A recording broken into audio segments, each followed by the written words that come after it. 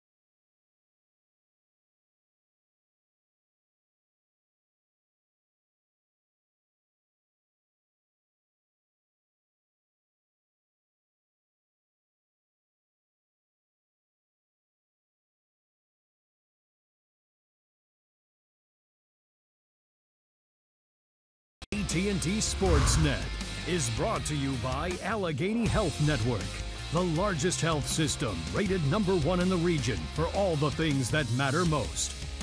And by Kenny Ross Subaru, total confidence pricing. Let's go Bucks!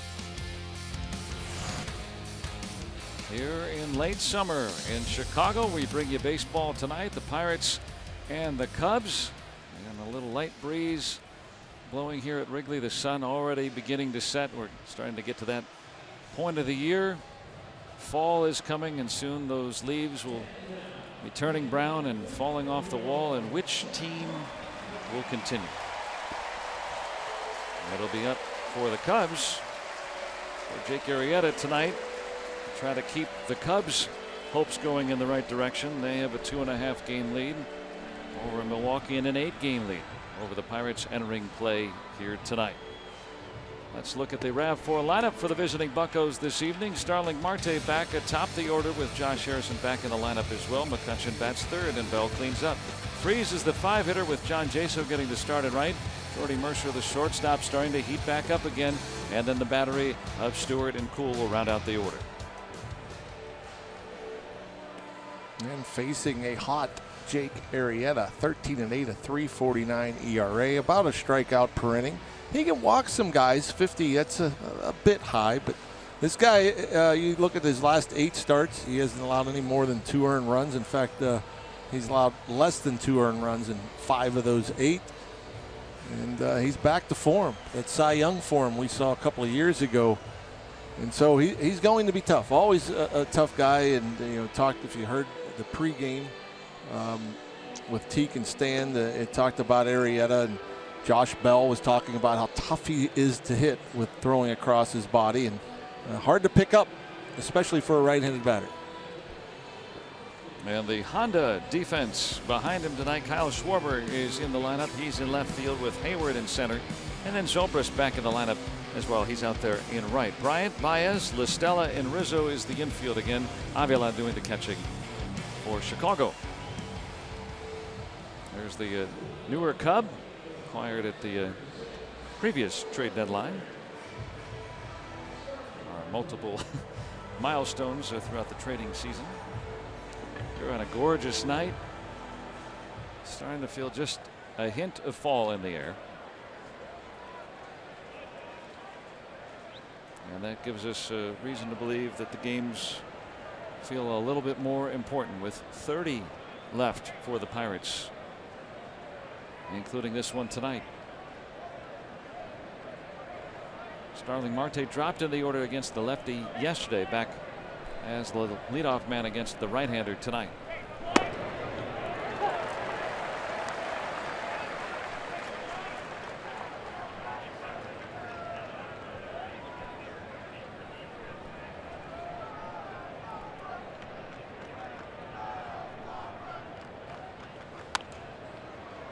Anytime you're facing a guy like Arrieta as a right-handed batter, and we talk about how much he throws across his body, if he's able to locate fastballs down and away for strikes, very difficult to hit. I mean, when he almost looks like he's throwing the ball at you, and so you almost have to look middle in and protect inside.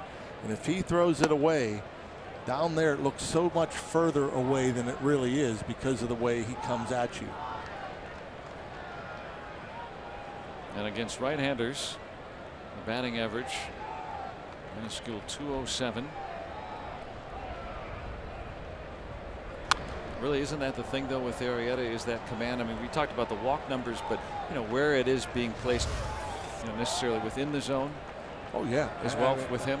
Yeah, I mean, command's an issue with everybody. As far as, I mean, the better they command the ball, the harder they are going to hit. But with a guy like Arrieta, power arm, he's got good movement. When he gets it down and away from you, as that one he got way inside on Starling. Looks like it broke his bat. But in these recent games that the Pirates have been good against Arrieta, it seems like he's been less than crisp with the control too. Yeah, and that's all part of it. Again, I think that's the case with any pitcher. I mean, obviously a guy with better stuff, more deception, will get away with more mistakes. But anybody that makes a bunch of mistakes and doesn't have good command is good for the taking. And he strikes out Marte to start things here tonight.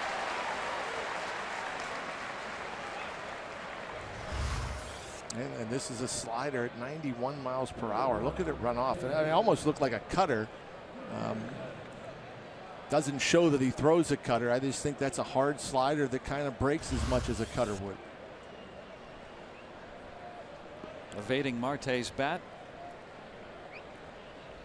and bringing up Josh Harrison. 16 home runs this season.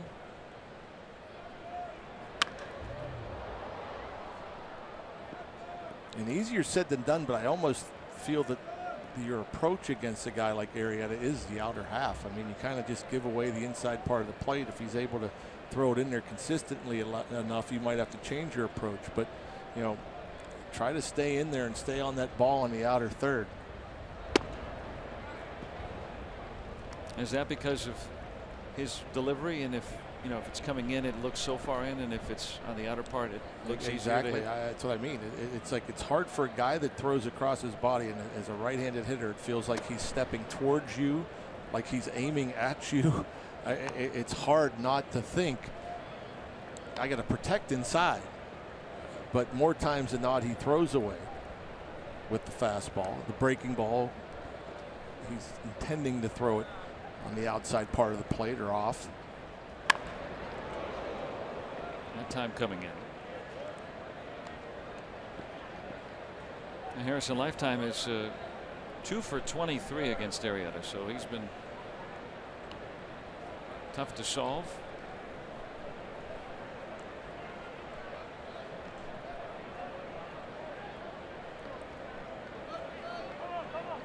On top of, when you look away for a fastball, sit away, that does also give you that little extra time, that split second longer to wait, and you're more likely to recognize off speed like Josh did right there. And he's going to try for extra bases. It is a 1-out double for Josh Harrison. For instance, if he's looking in for a fastball and he throws that breaking ball in there, good chance you pull it foul. But if you're looking away for a fastball, you're going to stay back on this breaking ball a little bit longer, see it, and keep it fair, just like Josh did there. But if I'm looking fastball in, looking to turn and burn on it, good chance I pull that foul. So Jay aboard an early extra base hit. The Pirates had one yesterday in the game. So a good start against Arrieta. And now Andrew McCutchen. Team leading 23 home runs. Should reach the seats. And been hitting well with runners in scoring position, among the leaders in the National League.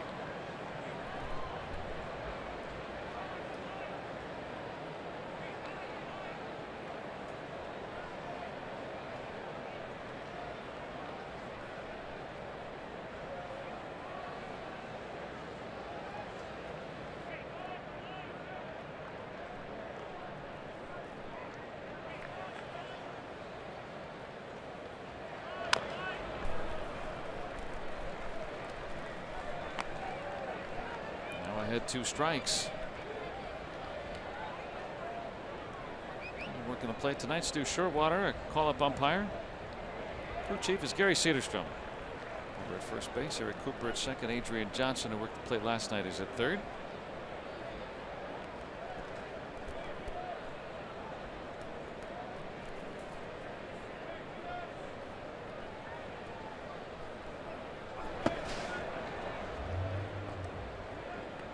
Two on McCutchen.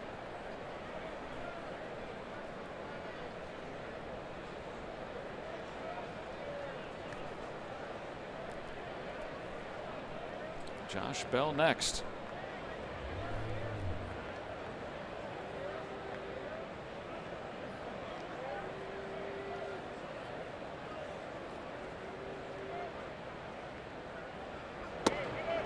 It's 2-2.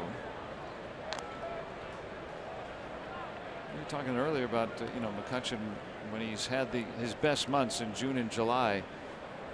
Kind of a similar approach to what you were talking about against Arrieta, right? Trying to let that ball travel just a little bit more. And you know, I think when he was hot, he just saw everything. I mean, he was just mechanically, he was just about perfect. He picked the ball up well. There wasn't any extra movement. You know, he was relaxed. Hands were working. He's worked the count full. He did such a good job of keeping the bat head through the hitting zone. Check out what he's been doing through the months. June and July, some of the best months you'll see, especially in June, 4-11, but has fallen on hard times in August. It is the second lowest OPS in a month in his career right now. A chance to get that going in a positive direction here.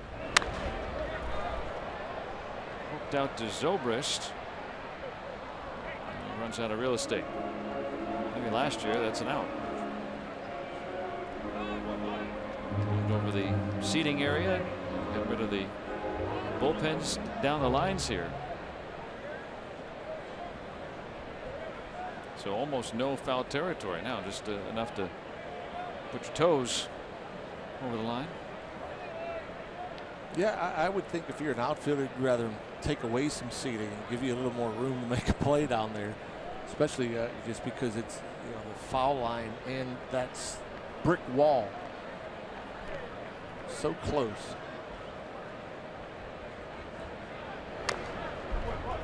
McCutchen was down 2 strikes, and after getting to 3-2, he's fouled a couple away. The last couple of pitches actually out of the strike zone. This one, a 2-seam fastball running well in and down.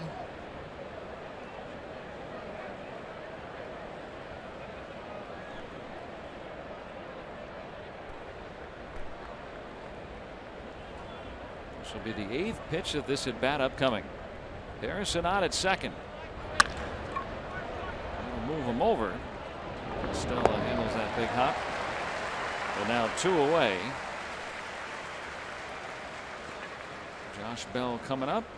And let's check in on our Rivers Casino tips to win. What do you got, Rock? Well, ring the bell. Josh Bell has been having a pretty good year, and he hits Jake Arrieta well. He's 6 for 11 in his career with a home run.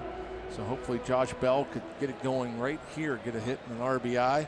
And Chad Kuhl needs to quiet these Cubs, and the Cubs have been as hot as any team in baseball since the All-Star break. Need a good performance from Chad.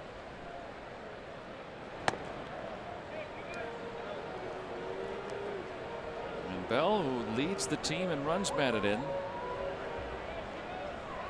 trying to get a 2-out hit here. One shy of the team lead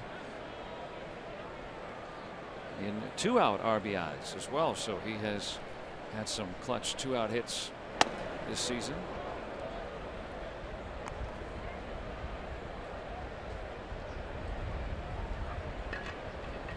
And with runners in scoring position and 2 outs,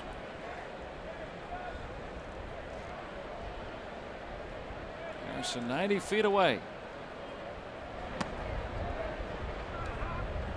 3-0. Already Arrieta 22 pitches here in the first.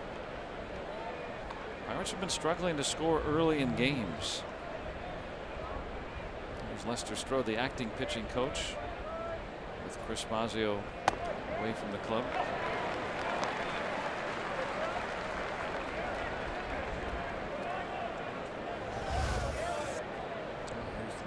Pitch coming very top of the zone, getting the call.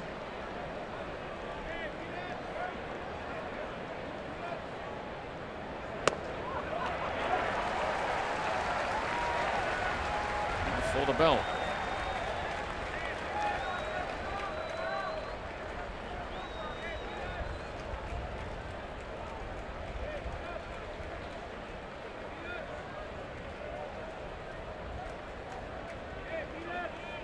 Harrison at third with 2 outs. Down on strikes. A long inning for Arrieta, but he puts up a 0. Now the Cubs come to bat against Chad Kuhl.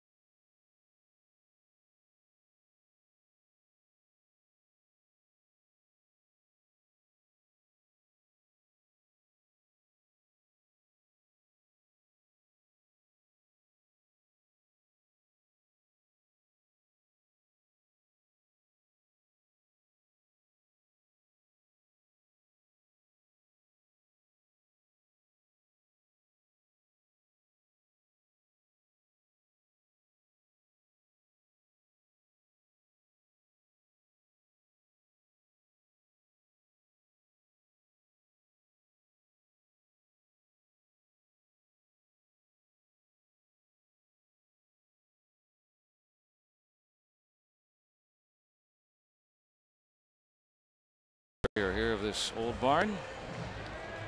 And Ben Zobrist atop the Cubs order tonight.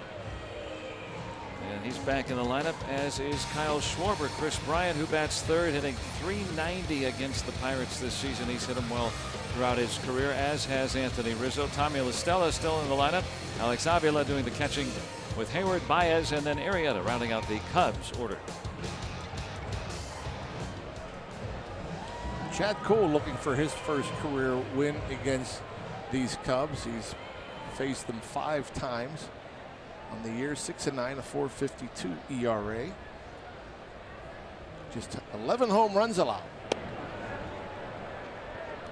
Yeah, he's right up there with the leaders after settling down from an early point of this season. Chris Stewart, his battery mate. Didn't like that first pitch called a ball. I thought he got squeezed a little bit his last time out. Yeah. He ended up walking 5 in just 4 innings. Been talking with all the Pirates starting pitchers, and they feel that that strike that was called at the hollow of the knees at the beginning of the season, we're not seeing that called nearly as much anymore. Allen finds a hole, and Zobrist aboard to start things.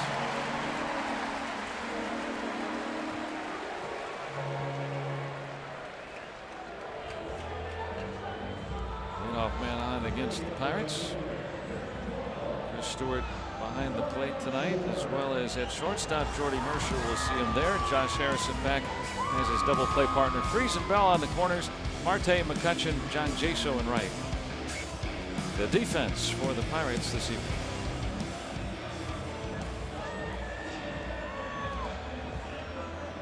So Zobrist not much of a threat to run. McCool has walked 5 batters in his last start, and 3 starts ago as well. But especially in that last start, Rock, I totally agree.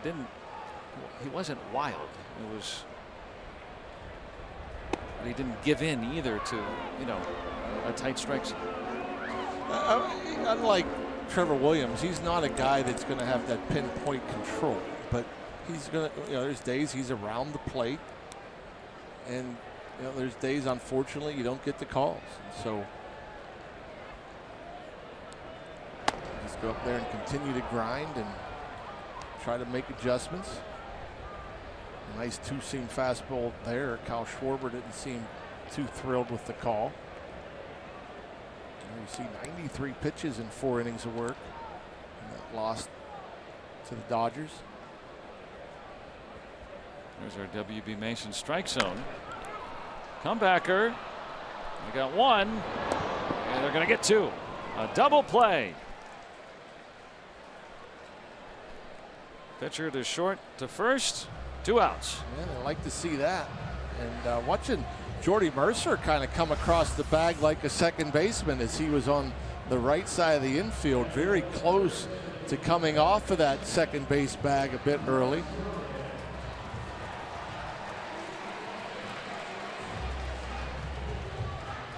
There's no more neighborhood play. You have to actually be tagging the base while you have the ball in hand. Cubs not even electing to challenge, so Bryant will bat with the bases empty. And that's always a good thing. Reigning MVP starting to hit like it again since the All-Star break. Cubs have really come alive. You mentioned the offense leading baseball since the All-Star break. Also, they've gained 8 games on the Brewers since the break. That's a month and a half's time. And they've gone from trailing to leading the division.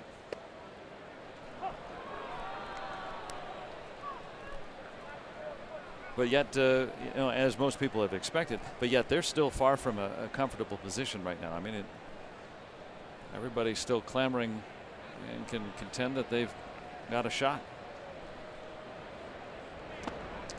A lot of games left. 30 for the Pirates, including tonight.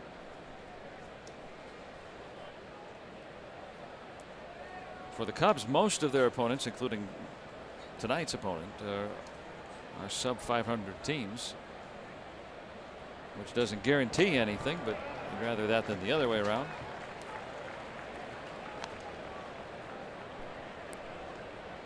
Since the All-Star break, the Cubs leading baseball in runs scored.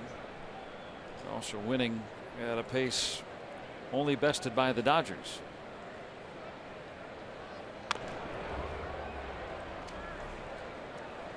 And so if they keep that pace up, if you're the Pirates, or down not only to the Cardinals and Brewers but also to the Cubs and down 8 games entering play tonight, if they keep that pace up, you got to play better than that. That's almost impossible. So the Cubs need to falter, and the way to get them to falter is to beat them when you get a chance to play. Bryant will work the walk.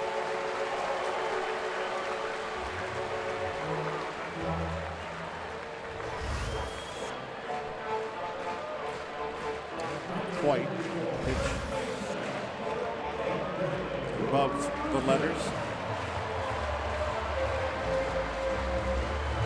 So a 2-out free pass. Anthony Rizzo. 30 home runs.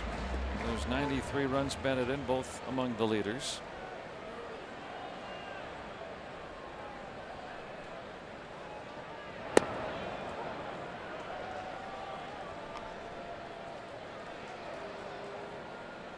This is an interesting matchup tonight. I'm really curious because Kuhl has performed better against lefties, but Rizzo has good career numbers against Kuhl. Plus, he's just tough. He's hot lately too. Now, when he's hot, it's kind of like facing Joey Votto.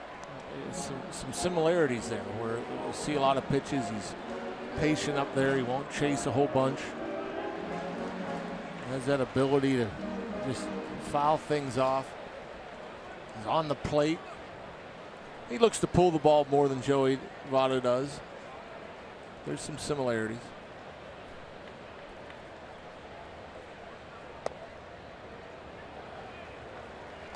And Kuhl, really since the calendar turned to July, you look, he's among the leaders in opposing batting average against left-handed pitchers, and for a right-handed pitcher, I mean, to be up on that list. Strasburg with the good changeup makes sense. Gio Gonzalez is a lefty.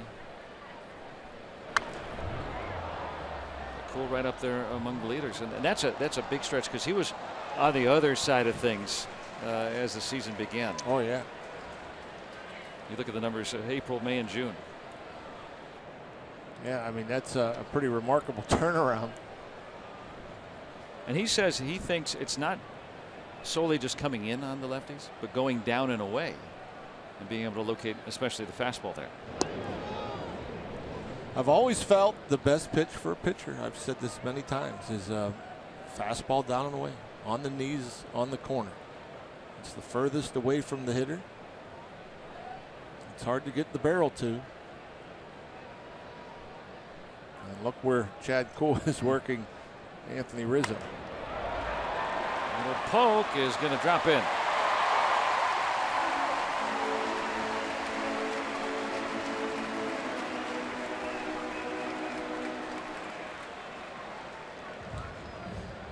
You go away, away, away, and then this fastball comes to the inner half. Actually got middle of the plate, but as close as Rizzo is to the plate, it's like inner half, and just muscles it out there.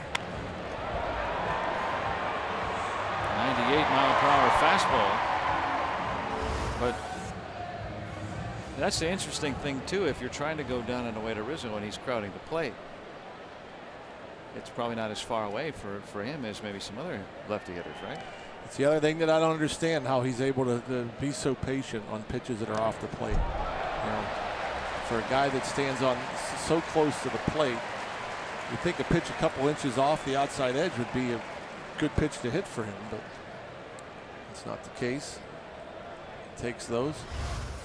He's now the 2 runners in scoring position as that breaking ball gets by Chris Stewart, maybe crossed up as he's out talking to Chad Kuhl, perhaps going over signs. Looks like there's more of a conversation than just going over signs. Looks like they're also looking to attack La Stella. Our Allegheny Health Network Supermo Wild pitch moving the runners into scoring position.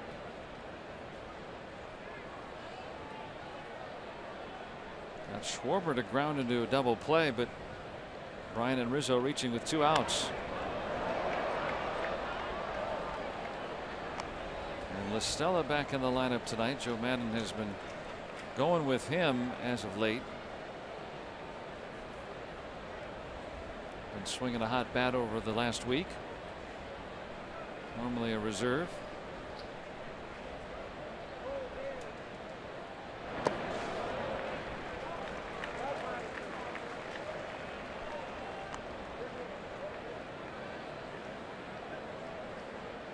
Well, after the double play, it looked like Poole could be poised for a quick inning, but like Arrieta's top of the first,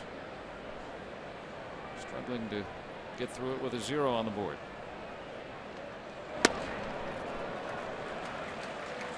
Very wild fastball there. You see perhaps trying to overthrow a bit. Stewart set up away, yanks it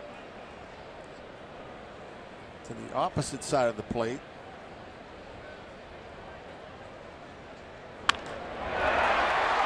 Jay gets him out of the inning. What a play by Josh Harrison. He's always ready. It doesn't matter how long the inning is. He's ready every pitch. And a good jump, time to dive, makes a nice grab. Easy throw from there.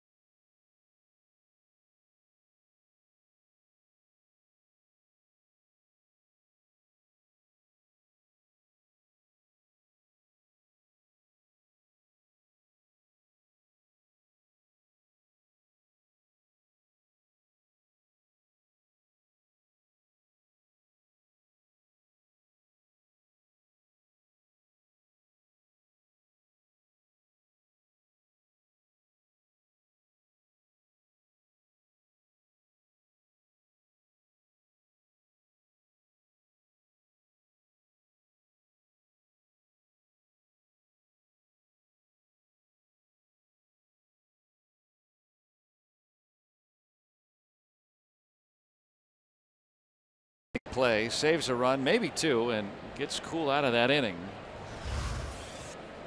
Showing that great range. Yeah, that ball came up too. You don't normally see that line drive hit that hard, come up that high, but Josh Harrison could be a game changer. If he only knocks it down, it trickles away from him. What happens then? Look at it. With runners at second and third. LaStella robbed of a hit and an RBI, at least one, depending on how that one. If it gets past him, there's probably 2 runs with 2 outs. So instead, scoreless. David Freese leading it off.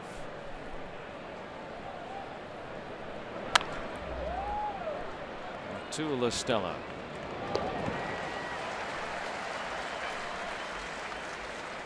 And that one of those plays there that as a second baseman, you're playing deep, moving to your left, you get behind the cut of the grass. That ball, you're always worried about it coming up off the lip. But he handled it and made it look routine. Yeah, it pretty much was, as long as it stays down. Does the ball bounce differently if it hits on the edge of the dirt and the grass? Certainly can come up on you. I mean, that's the one thing about playing deep.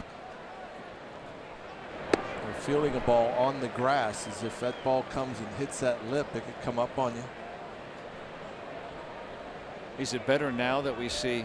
It seems like the grass is cut fairly short in a lot of these ballparks.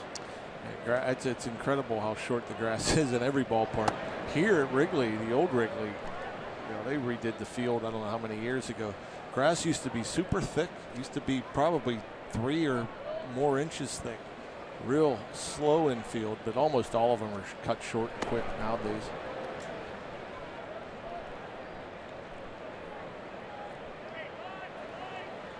Two and one on Jaso. And plus, of course, the artificial turf that was so prevalent long ago. I'm sure that was interesting if it had the dirt, like it does in Toronto. Bat cleaved. Luckily, that stayed on the field of play.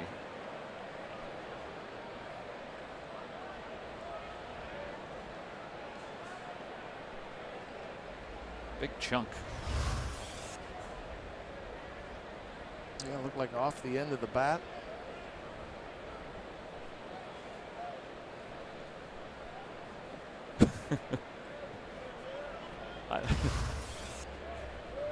That's something. Turned into a cricket paddle after that. And Jaso hit with a pitch.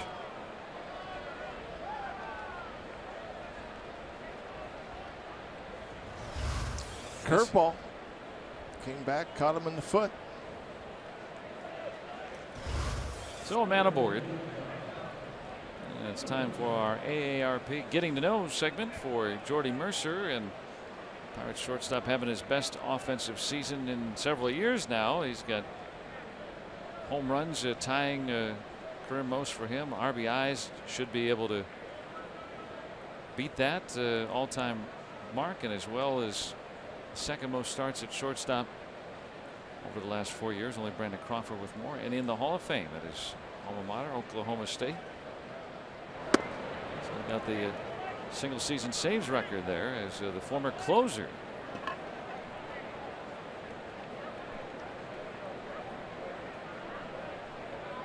Well, homers now. Hit that last night.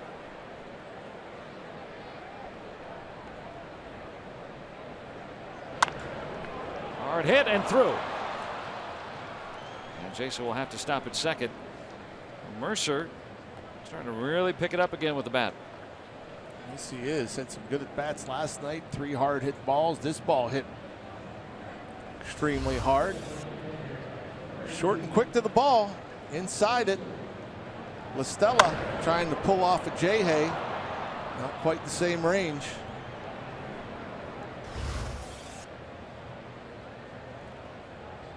Now Mercer with 5 straight hits in his last 5 plate appearances, 4 singles and a homer. 2 on with 1 out. RBI chance for Chris Stewart.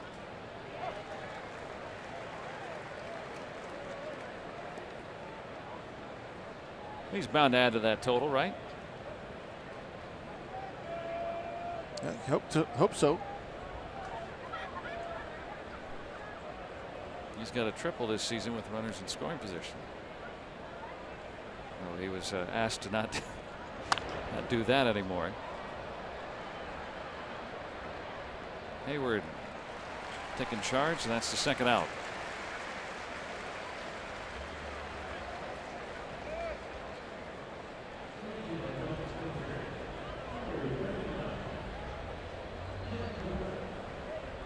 So 2 gone, and Arrieta trying to wriggle his way out of this with Cool.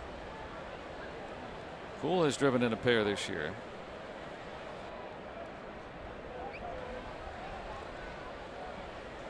Three hits. Cleanly shaven for tonight's game as well. They've been sporting a thin beard.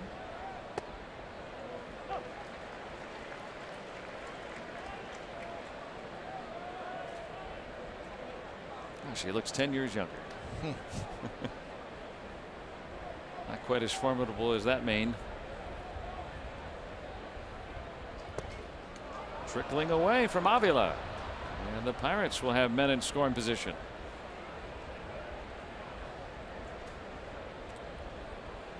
pretty similar to the last half inning. The Cubs had first and second, and Chad Kuhl was trying to throw a pitch in, yanked it to the other side of the plate. It's now 2 runners in scoring position.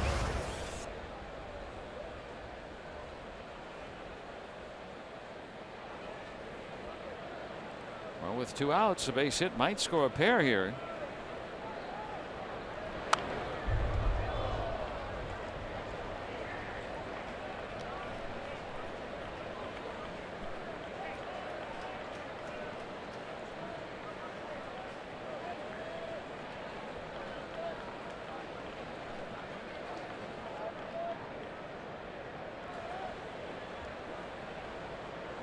Marietta's been in some trouble here early. Strike out Kuhl, and both times the Pirates do not capitalize. They'll strand 2 in scoring position. Still 0-0.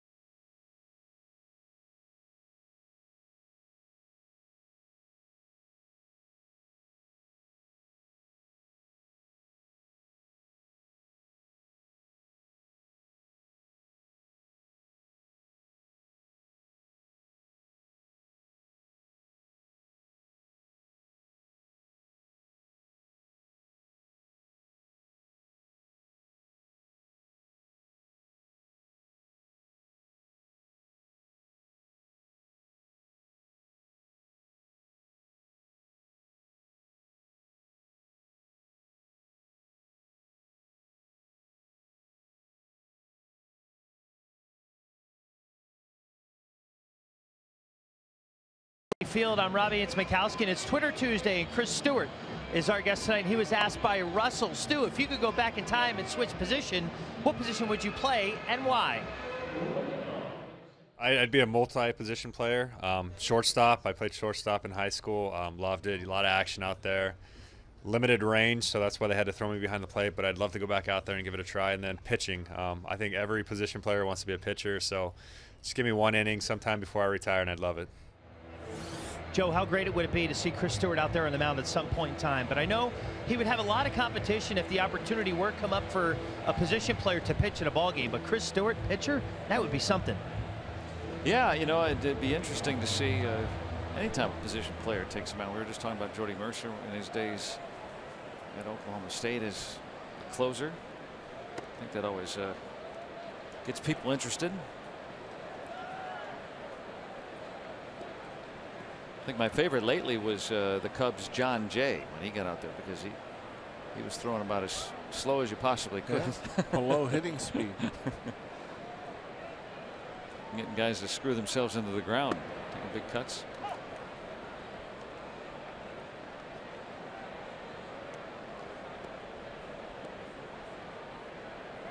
Alex Avila, the Cubs catcher.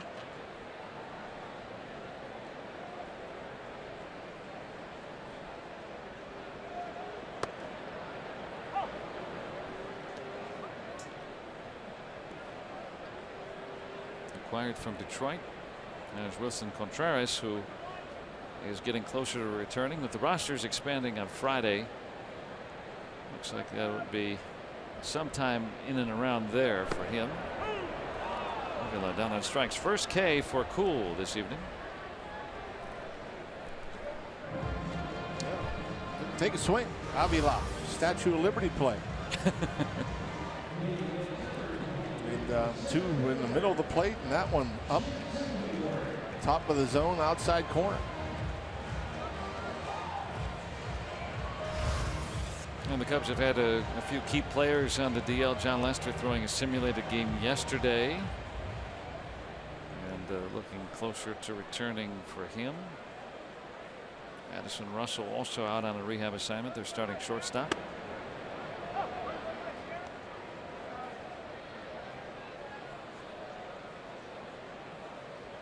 Jason Hayward in center tonight. Comes with 6 guys that'll bat left-handed against Cool in that lineup tonight. Marte can't get there, and Mercer's out there in left field to back him up.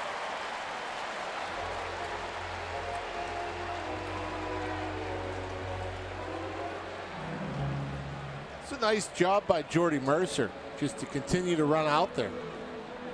You know, a lot of times when you know you can't get it, you'll just peel off, but Mercer just continued to run past Starling Marte as he came in and tried to make the diving catch. If Mercer pulls up, nobody behind Marte, so Hayward would have easily been able to get into second. You see here, he still thought about it. He'll take a wide turn around first. Maybe if he was running hard the whole way, he may have continued on to second, but that's too much to ask.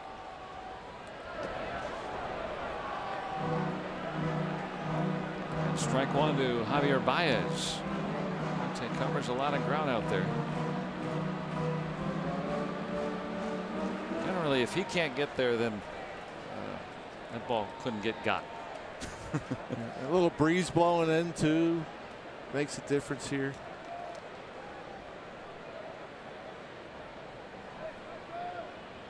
Baez with 20 home runs.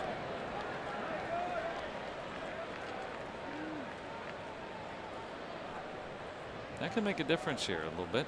Oh yeah, that's a one, I guess, advantage when the wind, any kind of breeze or wind blowing in. I mean, you get more of those. You don't hit it well. Ball doesn't carry.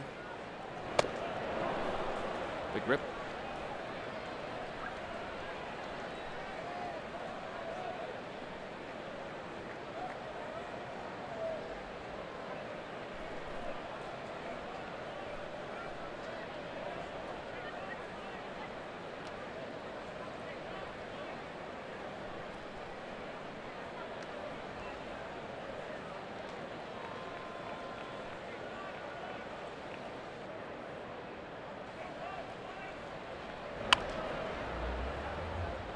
In on his hands that time. And that was a curveball, I think. And that would have been about possible to keep fair. That pitch started off the plate in, finished off the plate in. See Chris Stewart reaching to his left. It's a pitch that Cool came up with in mid-season this year. Just to have something a good bit slower than that upper 90s fastball. It's surprisingly enough, I think more importantly, I think it's been more useful because the slider he has, command isn't always real good with it, but he wasn't getting the chases, especially when he gets 2 strikes. You think about that out pitch, that swing and miss pitch. Well, the slider, he wasn't getting a ton of swings and misses on. Pitch one there. Now that's the second out. Let's go back to our studios, check in with Rob King. He's got a game break.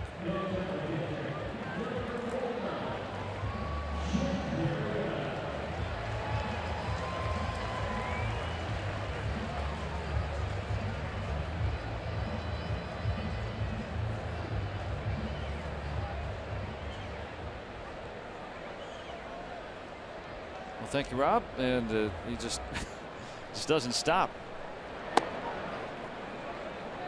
20 in a month Sammy Sosa hit. I had no idea. That is hard to believe. And I guess if you're getting into the 60s, mid 60s, and you got to have a month like that. I guess looking back. I think he got a little dulled to how big the home runs were here, and they still have a flag for Sammy Sosa, 66 home run season. If anybody in today's game could, do that, it's Stanton. He's got the power, and he just hadn't had the health, I think, to stay out there for 150 games. It's just hard to fathom. I mean, you're playing maybe 28 games in a month, 29 games in a month to hit 20 or 18 for that matter. That's a good season, isn't it? 3 strikeouts in the inning for Chad Kuhl. Or career. It stays 0-0.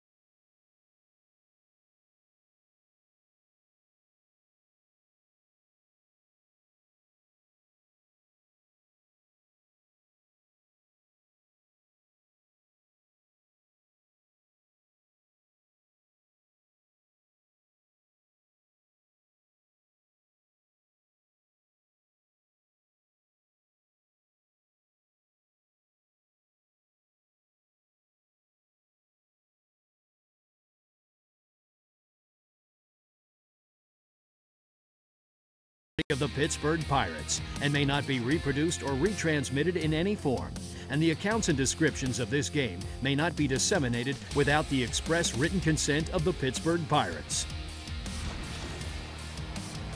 Let's look at our Allegheny Health Network injury update, and for the Pirates, Wade LeBlanc, Joaquin Benoit, and George Cantos all on the disabled list, but with LeBlanc and Benoit throwing simulated games, and George Cantos throwing today as well, they all look like they're nearing a return, and now with rosters expanding on Friday, could be a target for at least the first 2, and Cantos, once he gets that groin concern settled, and at last check with him a couple days ago, was looking like it was just about out of there. Then Pirates bullpen could be bolstered for the final month.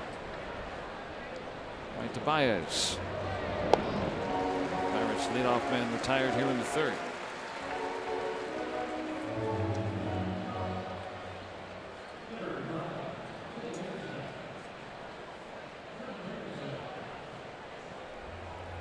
And Josh Harrison coming up to look at some Point Park tweets, and not only what he has done at the plate, doubling his first time, but that play in the field that certainly limited 1 run, maybe 2, and quickly tied up what might have ended up being a long inning.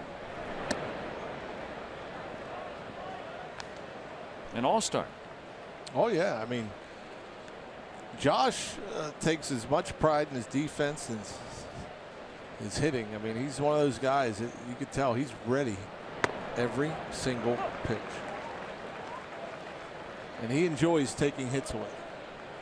Not just taking runs away, but I think he enjoys frustrating hitters. Out in deep to left, Schwarber though. And that is Hayward.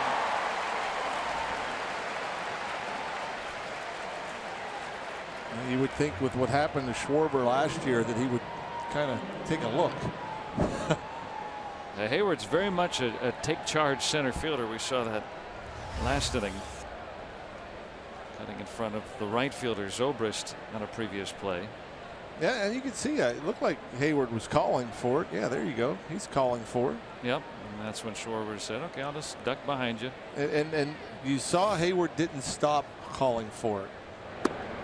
You know, it's more important to yell for the ball, I got it, and on its way down, than at its peak or on its way up. And like you said, keep calling for it, right? Because in case you only say it once, maybe you didn't hear him, or maybe you were calling for it at the same time. Well, obviously, if a ball's hitting the gap as the ball's coming down, your corner outfielder is going to be closer to you on its way down than when it's at its peak or when it's first hit. And so, you know, especially if you're a visitor, where you have fans in the seats behind you that are screaming and yelling. Now this is at the beginning of last season, and Schwarber, if it weren't for the Cubs making it to the World Series, he wouldn't have played at all again last year. He was a DH and a pinch hitter in the World Series, and basically ending his catching career, although he was already starting to transition to the outfield there anyway. Arrieta rebounds with a 1-2-3 inning after the Pirates challenge him in the first two. Still no score.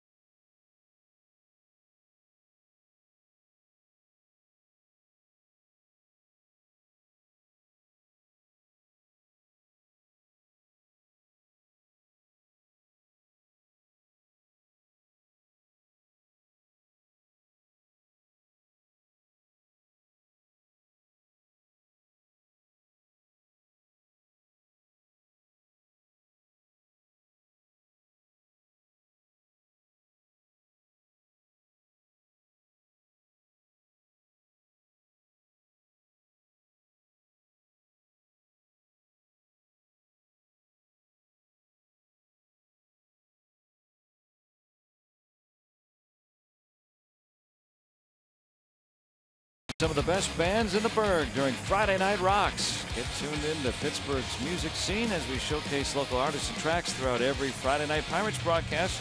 Eternal Boy, this week's featured performer on Friday Night Rocks, presented by IC Light. Here in Chicago, they're jammed in and out.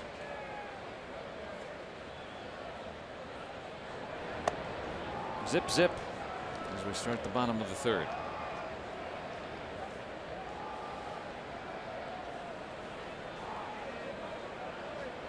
Ben Zobrist in the leadoff role this evening.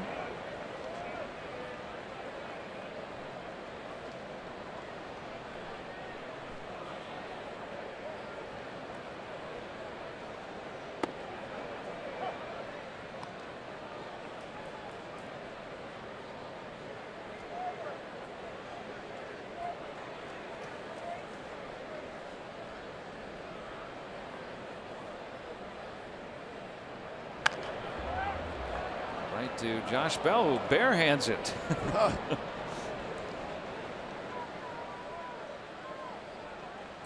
Every now and again you'll get a little different hop, as that ball looked like it might have kicked off to Josh Bell's right. And wow, that was different. He's no Kevin Mitchell, but that'll do.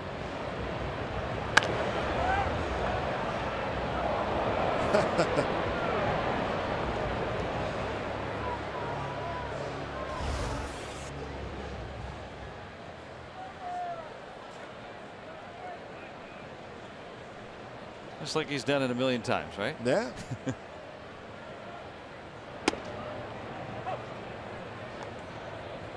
When they opened this park, that's how they caught the ball, right? I suppose. I guess they had gloves 100 years ago, but a little bit before that, maybe not. Who wants it? Everybody's there. 2 quick outs for Chad Kuhl.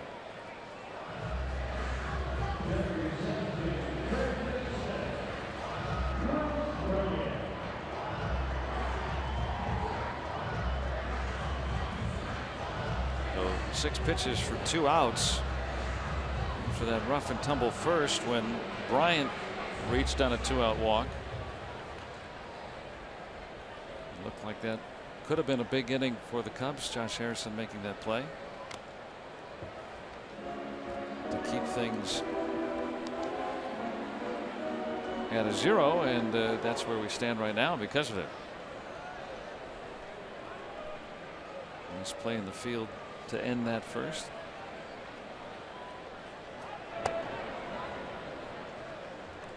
And Chad Kuhl tonight trying to beat the Cubs for the first time in his career. He's not had a lot of success against Chicago.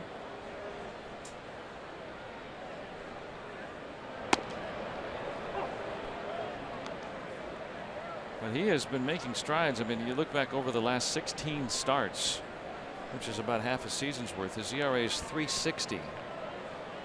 Oh, he's definitely gotten better as the year has progressed. And he goes down 1-2-3 against the Cubs in the 3rd. Scoreless game on to the 4th.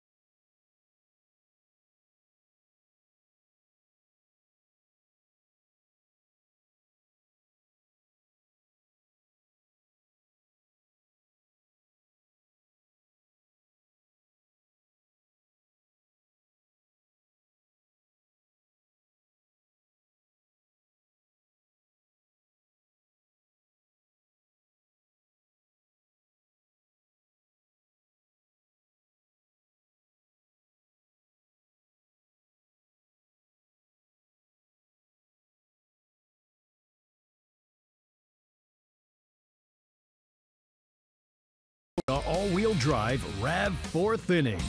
Toyota, what drives you? Pirates and Cubs here tonight from Wrigley Field. Glad you're with us. No score. Arrieta bothered early, issuing a 1-2-3 third. Chad Kuhl matched him. Both pitchers had half 100 pitches through the first 3 innings.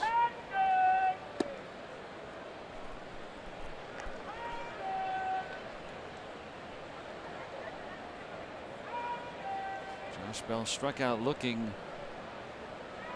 in the first. Now it's this one foul. I was looking it up today. Bell has not struck out swinging on a breaking ball in a month. Wow.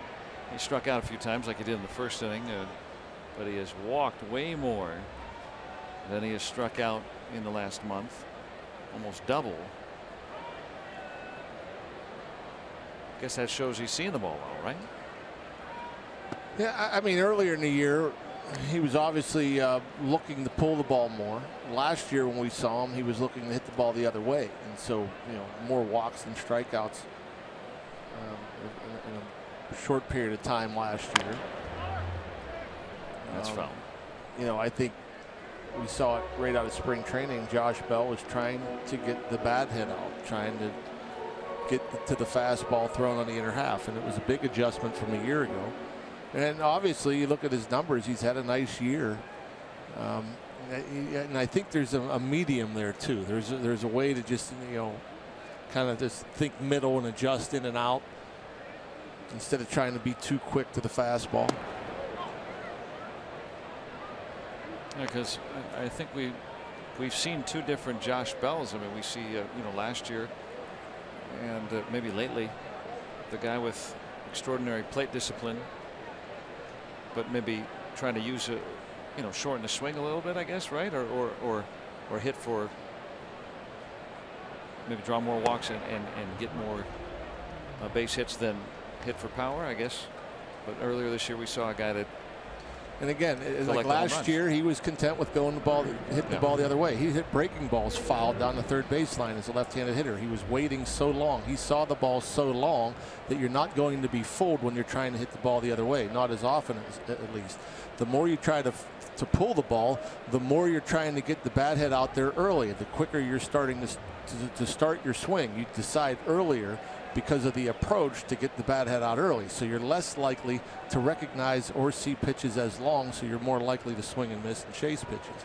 Those are the two different, the two different approaches. They were vastly different last year and this year, especially earlier this year. And I think he struggled, especially in spring training in the month of April. He struggled because trying to get the bat head out.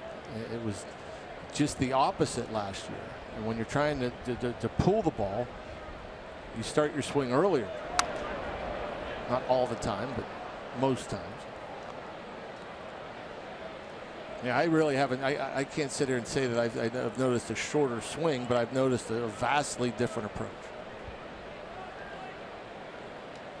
and the overall numbers that he's been putting up, very impressive for a rookie. Very impressive period. The batting average coming up. He has incredible eye-hand coordination. It's a foul ball. You know, we talked about, you know, Joey Votto in Cincinnati and how he has the ability to fight off pitchers' pitches and see so many pitches and extended bats and waste good pitchers' pitches. You know, because he has great eye-hand coordination. He'd foul balls off behind him. Right? Well, Josh Bell, we've seen him jump and hit balls. We've seen him, you know, almost like a cricket swing. We see him pull his hands tight to his body. We see him hit balls up, down, in and out. And he has great eye-hand coordination, and that's why I think, you know, you see the year he's had this year, and again, if it wasn't for Bellinger in LA, probably the rookie of the year, at least a good chance of that, and he's going to end up in the top probably 3. And I think he's only going to get better because he can make adjustments and he has great eye-hand coordination. As we saw when he caught that ball barehanded last time. Oh yeah.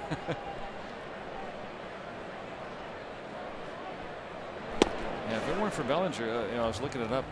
His numbers play against, I would say, right around in the middle, or maybe even just above the midpoint of all the rookies of the year, offensive rookies of the year in the National League over the last 50 years. I pulled all the numbers to look, and he'd be right about average for a rookie of the year, meaning, you know, half the years he'd probably win it. This is not one of those years someone's outperforming him. Bellinger's still on the DL, and Bell's having his best month of the season right now. 337 in August with 20 runs batted.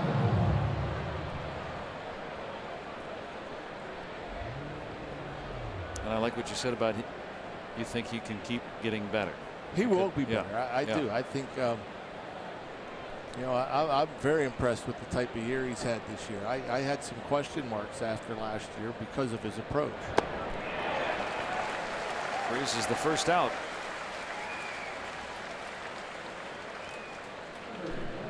Bell aboard at first. And speaking of Josh Bell, the Pirates will take on the Reds on a free shirt Saturday coming up this weekend. And if you're one of the first 20,000 fans through the gate, you get a free Josh Bell t-shirt thanks to Xfinity. Go to pirates.com/free shirt Saturdays. Pick up your tickets. And a fun shirt.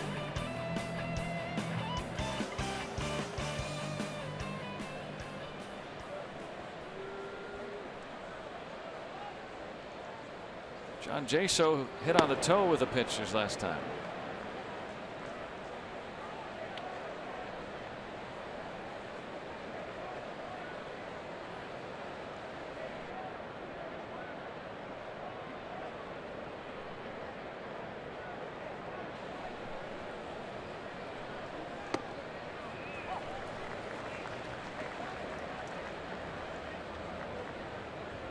How would you grade out Arrieta's command tonight? We were talking about that earlier.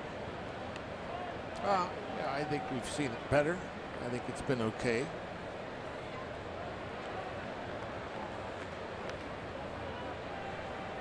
He's had his struggles against the Pirates the last couple of years.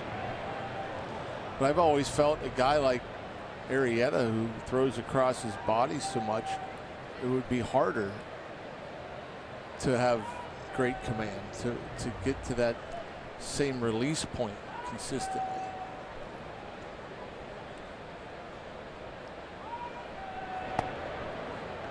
And when you talk about, you know, throwing across his body, you mean instead of being in a straight line, most pitchers kind of deliver the ball in almost a straight line. He's stepping to one side. He steps towards the right-handed batter's box, whereas I would assume most pitchers step towards the plate. And so, you know, I'm sure we could show you at some point where his landing area is. It's not in front of the rubber. It's to the third base side of the pitching rubber. Now he's walked 2 in this inning. And that's what was so phenomenal about his year in 2015, where he had a 1.77 ERA. You know, probably his best command year, but for somehow, some way, he was able to repeat the mechanics. I mean, we hear Ray Searage and Clint Hurdle talk about that, repeating the delivery and staying consistent with it. We talked about that pitch down and away to a right-handed batter. Think about it. If you're stepping away from that, he's stepping away from that part of the plate. He's stepping towards the right-handed batter's box, so he has to get and release the ball further out in front to get to that outside corner.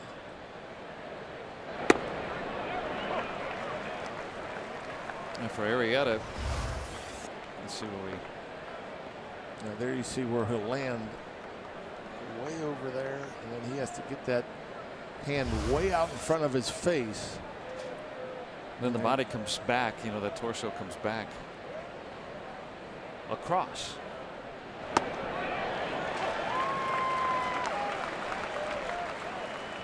And his walk rate in that Cy Young season, 1.9 per 9. And then last year, 3.5 walks per 9 innings. So almost double. And like that last breaking ball was a bad breaking pitch. It was left up, middle, and that, again, if you don't get that extension, you don't get that hand out in front of you, your live will leave it in, and that's what he did there. He got away with another. And he'll get out of the inning on that double play ball. So 2 walks, but 1 left, and still a 0-0 game here from Wrigley.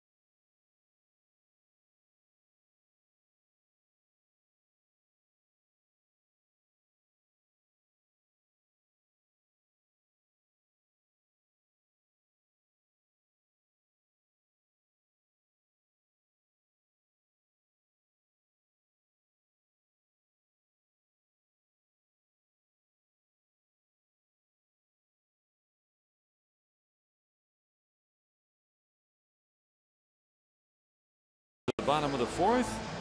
And we invite you to head on out to the North Shore for a Zambelli fireworks show Friday night. The Pirates will take on the Reds at 7:05. Come on out early for a Barrel Kia block party on Federal Street. And stick around for a post-game Zambelli fireworks show. Thanks to Powerade and Sheets. Get your tickets at pirates.com/fireworks. Bill Murray. Tried to throw the first pitch curveball in there. Got away from him. I said Bill Murray because whenever he throws a first pitch here, he throws it over the backstop. That's not quite that high.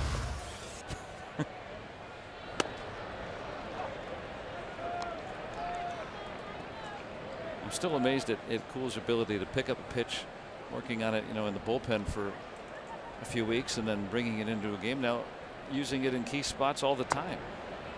It's not just a show pitch. Yeah, he has a good curveball.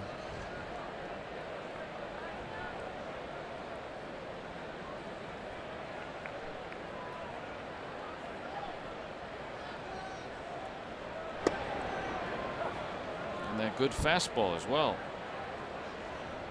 It's been so remarkable to see him go from trying to be that sinker slider guy that the Pirates thought he would be better at,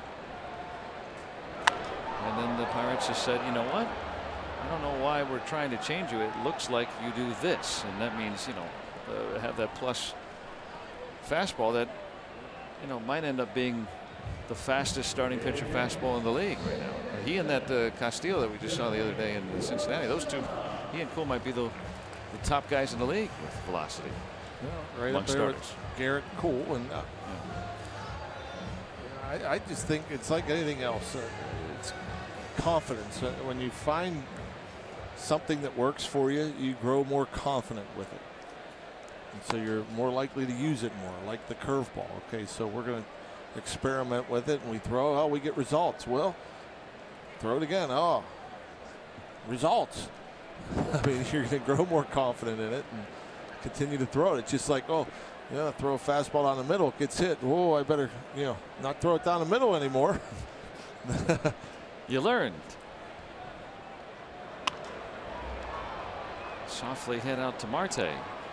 I think that's been another great benefit too of Cool having a full season in the starting rotation. Trevor Williams having most of a season now. Knowing what works and what doesn't, learning who they are as pitchers, but also knowing that their stuff plays at the major league level.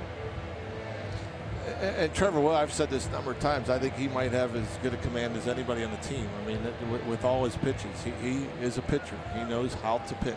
He works around the zone, not in the middle of the zone. Probably more so than anybody. Alex Avila.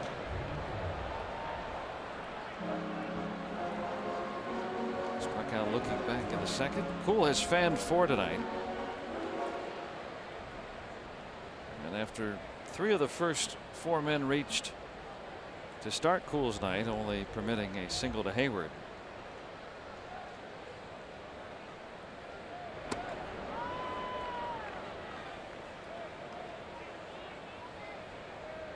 Every now and then we see, well, there's Garrett Cole along with Trevor Williams.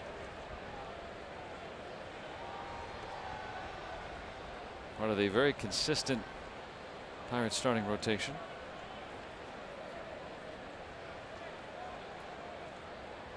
You're saying about Cool, every now and then we see him, yank a fastball, but that was a lot more commonplace earlier this season, and now that's more the exception than the rule. Yeah.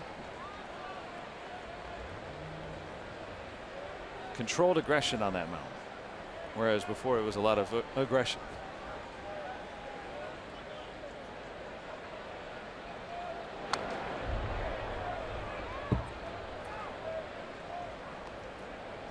Yeah, I mean, there are times where Chad Cole will try to work corners, work edges, but I think because of the velocity, the movement, I mean,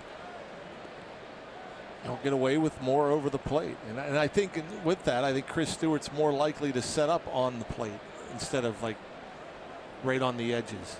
He might split the plate in half instead of working off the plate or right on the edge. It looked like he was set up down the middle there, but that curve had a tremendous amount of bite on it.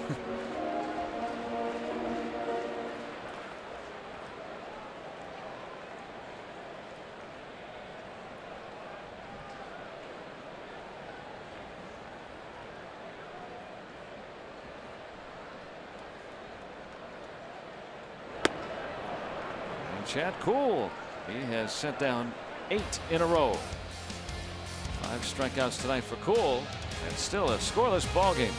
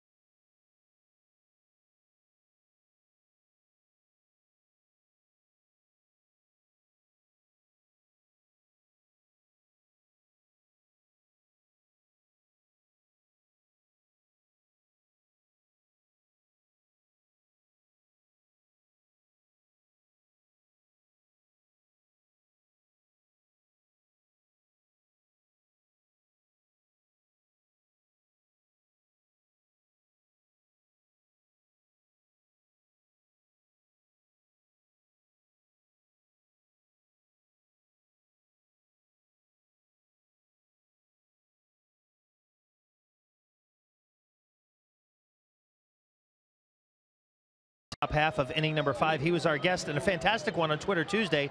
And he was asked by Aaron McCloskey, Chris, did you start the smart hitting signal?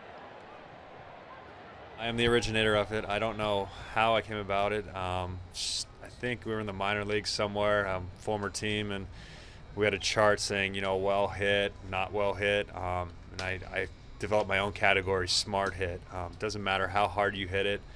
It matters where you hit it. As long as there's no fielders there, it was smart hit. So I started doing that, calling it that. I think when I came over here, I actually, you know, went to the point to the head to refer to the smart hitting, and it caught on. And, you know, every time we do it, it means good things are happening out there in the field.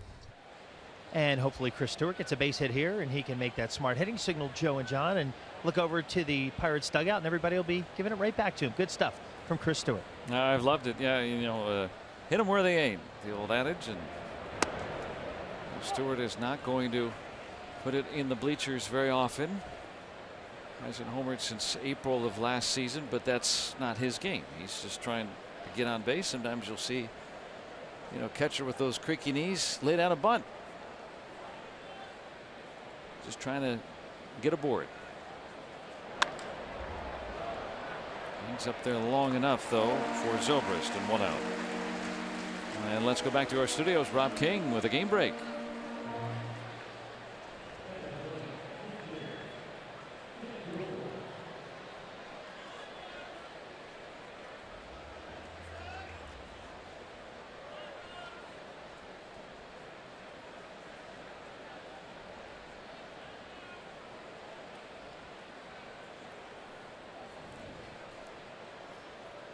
Wow, that's the equivalent of 5 9-inning games without a run.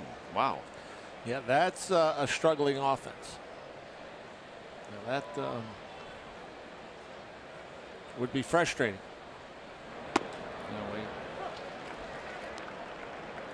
The Royals just saw a couple of years ago Kansas City, the champions of the world, and in a very short period of time have run into some troubles. Ben Zobrist, part of that outfit with the Royals a couple of years ago, and then you know, now they've got Eric Hosmer, Mike Moustakas, Lorenzo Cain, all pending free agents. They traded Wade Davis to these Cubs. They're a team in transition. Went for it all. They got it, but Now that looks like they're going to be a much different ball club next season.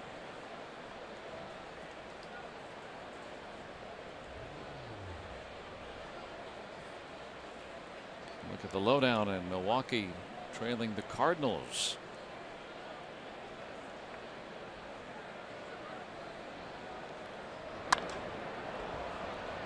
Zobrist has to back up.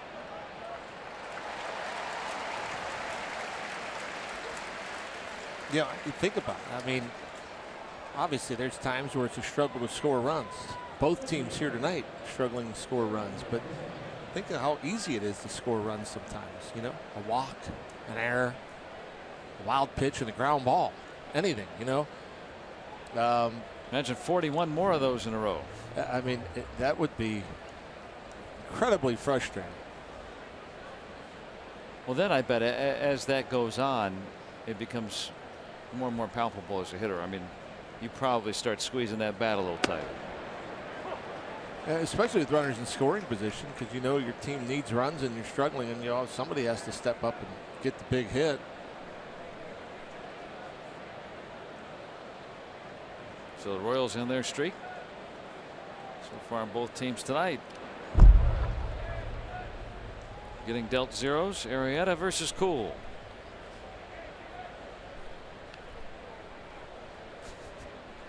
Just got to put your hips into it.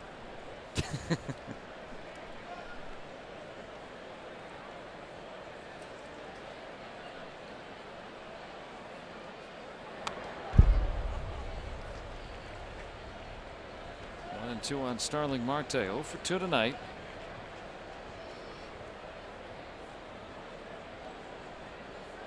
Pirates got a 1-out double by Harrison in the first. Jody Mercer singled in the second. The Pirates 2 hits.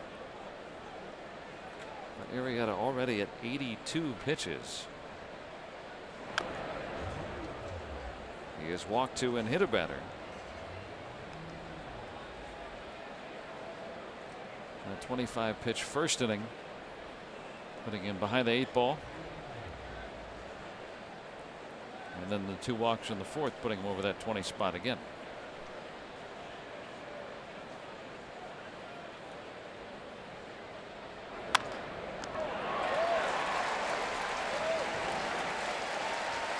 Pirates go down in order in the 5th. Who will blink first? 0-0.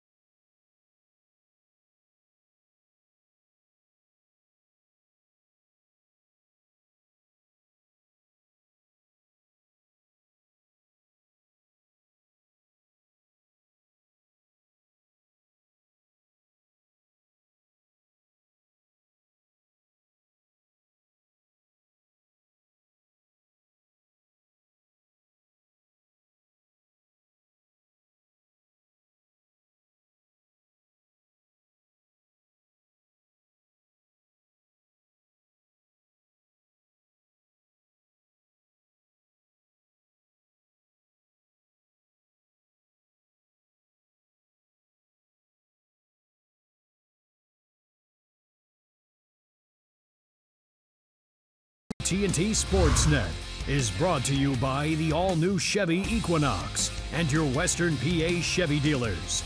And by Day Automotive. We're gonna make your day. Let's go Bucks! Jason Hayward leads it off for Chicago. Nothing here in the bottom of the 5th.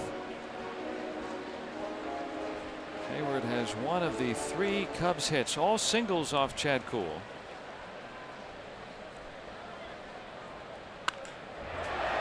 He's got 2 of the 4 hits.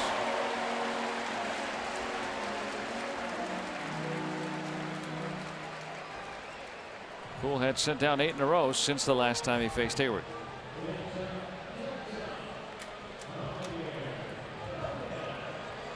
But he has benefited from a double play ball tonight.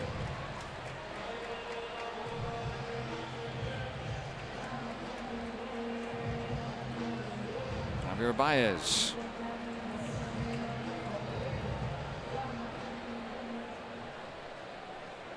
One of Kuhl's 5 strikeout victims.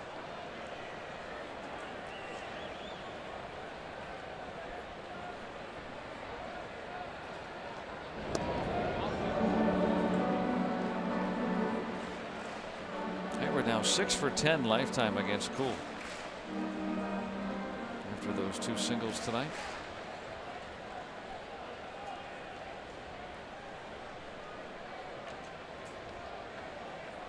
He has stolen 4 bases.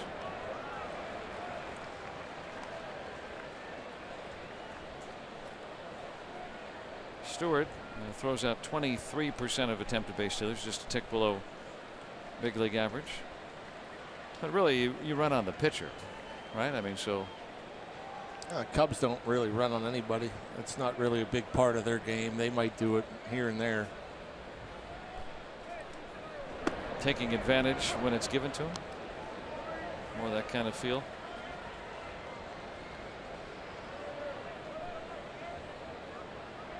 I would say the majority of their stolen bases are when they're ahead, not when they're behind or tied. I mean, it just kind of seems like almost like a philosophy. If you have opportunity to maybe add on, but you don't want to make outs on the bases because of the bats in the lineup. That makes sense.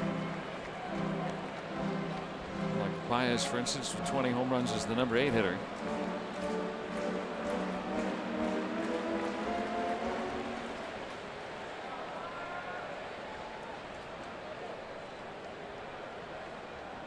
Has grounded into 10 double plays. Behind 3-1.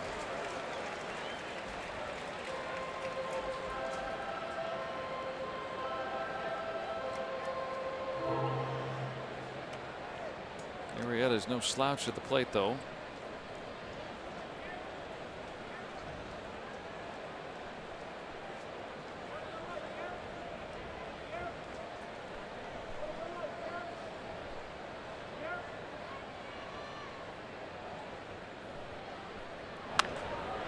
Popped him up. Easy play for Jay Hay. 1 away. Well, that's a nice easy out. Chad Kuhl behind the count, 3-1. You know, as a hitter, 3-1, you're looking for a pitch in an area and you're looking to get the barrel to it. But Baez, the big swing, got tied up, weak pop up. Watched his BP today, Baez. It was like, just see how far I can hit it. Every swing harder and harder and harder and harder. It wasn't much work as much as it was just home run derby. The situational hitting wasn't emphasized. Not only was there no situational hitting, it was just lift and separate. I mean, mechanically, it just, you know, if you're facing a guy throwing 50 miles an hour, it's like softball practice. I like watching those guys when they come out before games to entertain the crowd. Yeah.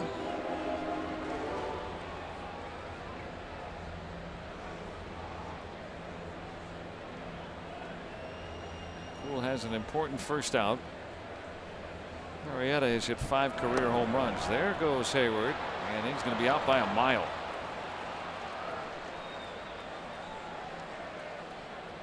Trying to stay out of a double play. Either that or maybe it was a hit and run that Arrieta didn't get the sign, perhaps. You don't see this very.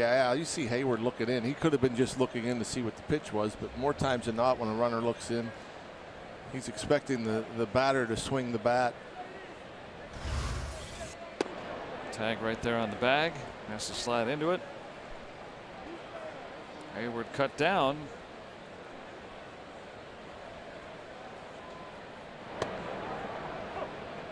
Now 3-1 on the opposing pitcher.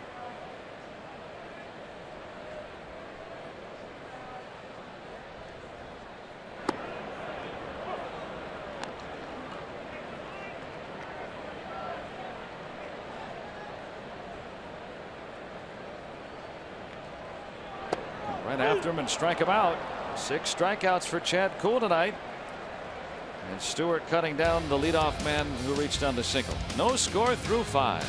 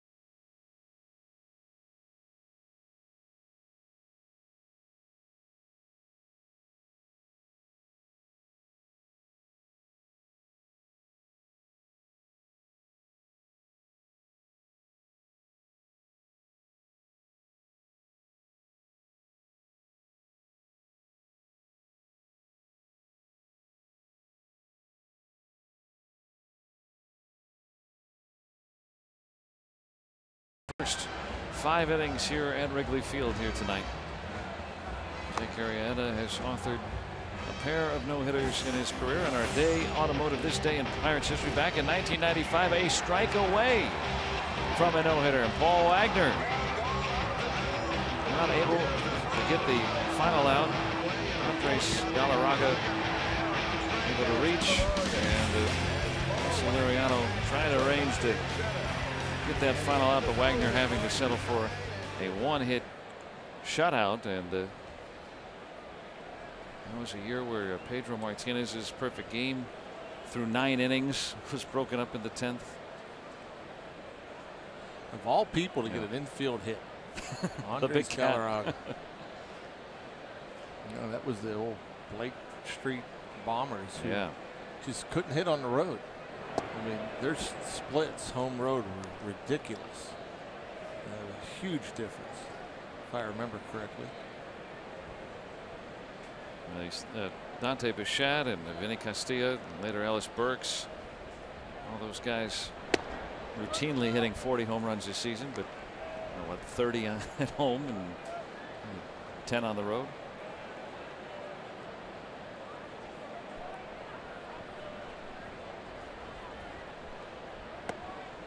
Baseball's grand experiment to move Major League Baseball to the Mile High City back in '93 is when the Rockies were born.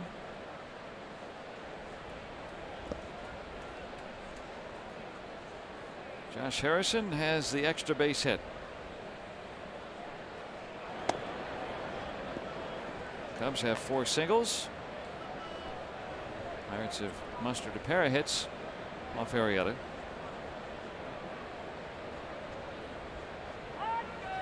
Probably will surpass 100 pitches in this inning.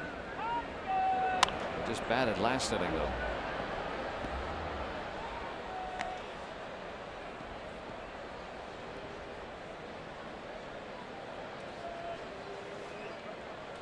And already activity. Brian Dunsing, who's been very good for most of this season.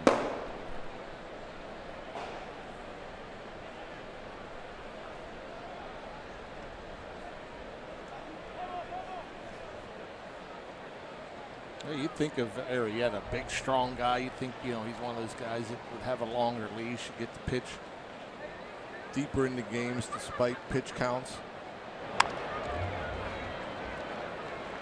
And Harrison retired to start the 6th.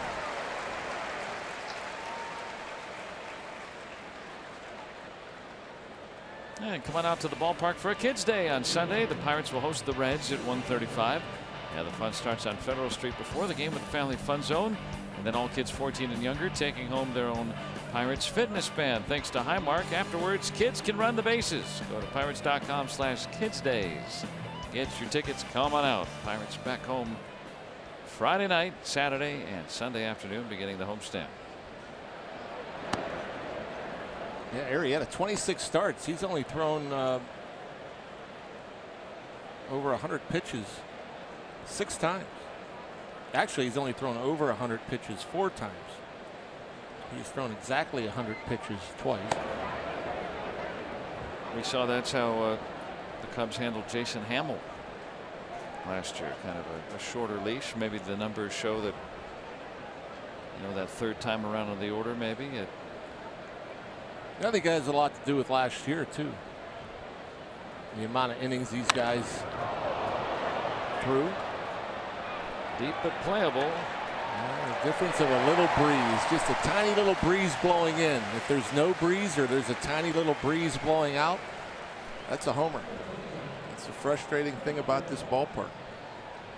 Yeah, the wind dictates it so much. They announce the wind when the game starts. Just missed it. Yeah, look at Arrieta's pitch totals. Only twice has he thrown more than 101. And this is a guy you would think that would go deeper. Right. But I mean, that's real. I mean, the postseason, you pitch another 50 innings, and we never really think about spring training, although that's a different animal. But you put more miles up than just that one number. He only threw 22 innings in the postseason last year, which surprises me. I thought he would have pitched more than that. The Cubs working quickly through those first 2 series, didn't need him as much.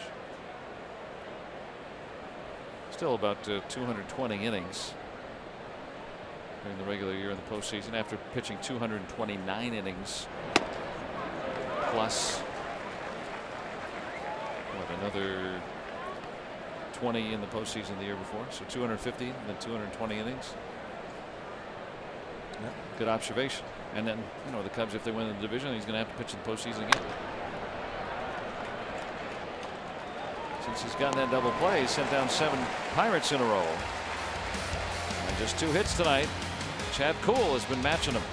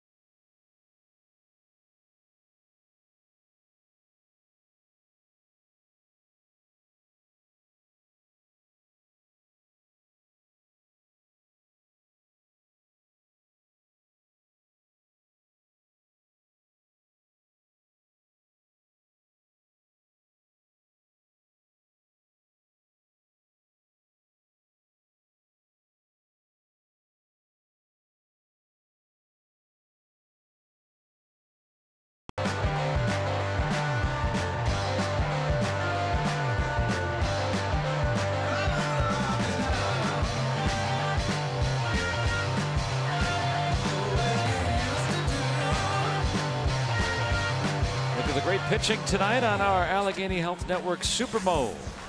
They got a couple of zeros. And the old Chicago Dogs here. Now, last time I saw,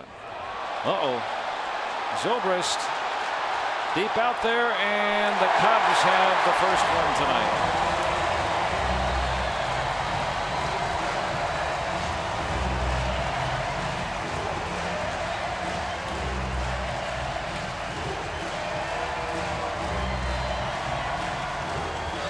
Ben Zobrist hits home run number 10.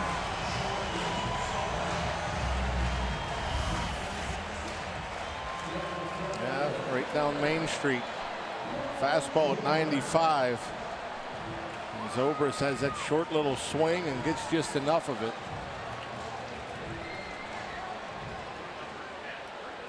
First or second row out there. When it comes to allowing home runs, last 3 months of the season, Cool's been third best in the National League at the fewest. Rare to see him give up a long ball, and that is how the scoring starts tonight. First pitch of the 6th inning.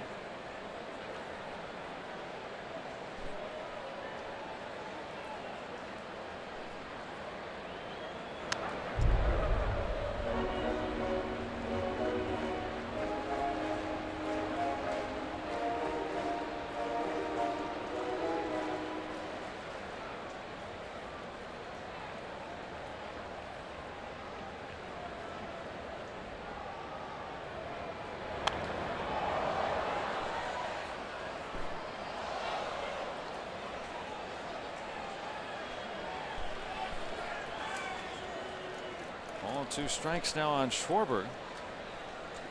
I think that's the first time I saw a foul ball come close up here to coming in one of our booths.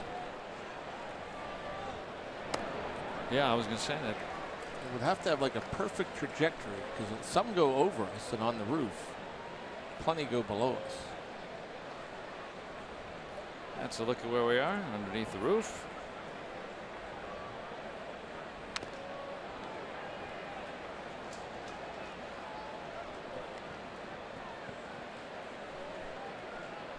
Well, there's Bob Walk and Greg Brown trying to avoid the spiders. Yeah, Bob's already taken a couple out. Yeah. His arachnophobia is heightened here at Wrigley.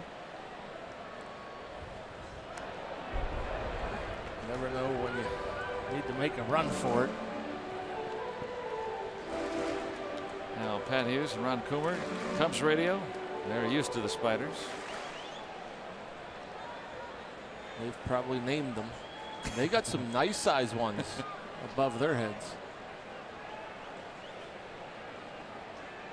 As Walkie and I were talking about in Williamsport, I don't mind the spiders, but bats, I didn't like that bat. We don't have any bats here, just the ones that the hitters swing. That's it.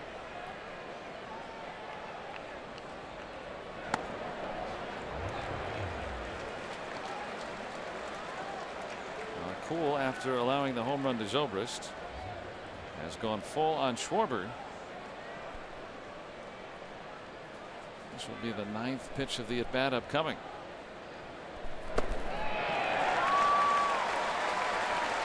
This is the inning, you know, and on nights like this, that we learn a lot about Chad Kuhl going forward, because in years moving forward, right? I mean, this is the kind of inning that you want to see Kuhl get through instead of having to get bailed out. And sometimes he has, and sometimes he's needed someone to come in. Yeah, anytime you get to that third time through the order, you know, it's difficult, and obviously the pitch counts up there. You may be getting a little fatigued, but the hitters kind of know what you have on that particular day. And you know, I think when you talk about innings pitched and trying to get to that 200 inning mark, I mean, not many guys are doing that nowadays, and it's because how many guys are getting through 6, 7 innings. It's not common as AJ Schugel gets ready.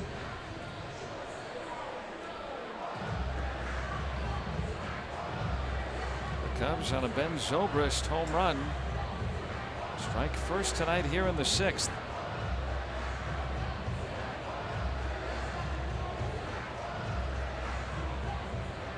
So Chris Bryant, most valuable player a year ago, has walked and struck out tonight. Caught a piece of Chris Stewart.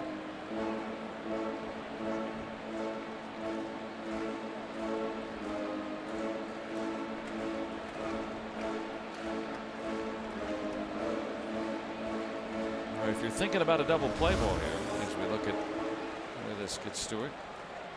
Oh, right in the middle of that mask.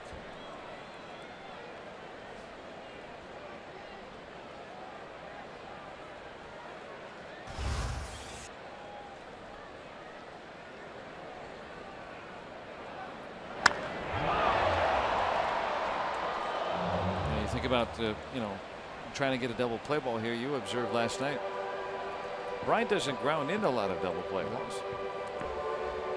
Strikes out a lot, hits a lot of fly balls, and has decent speed. The other thing about him is mechanically, he hits a little more off his front side, which gets him out of the box a little bit quicker. Called out on strikes. Poole has struck out 7 Cubs tonight, 4 looking. Kind of picked him apart in that at bat. Just a hanging breaking ball that Bryant couldn't pull the trigger. No argument.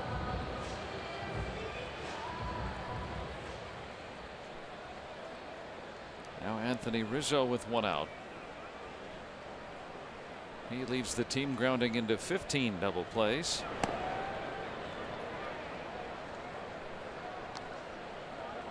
Cubs lead 1-0 on a leadoff home run by Ben Zobrist. He grounds into one with 10%, so much higher number than Bryant.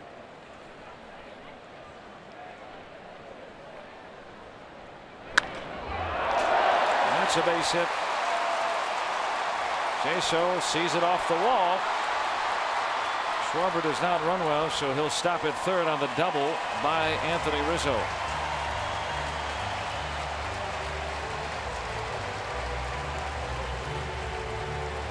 Schwarber almost had his head taken off on this line drive. He had to bail out of the way. This ball was hit extremely hard through this right side. Watch Schwarber. Whoa.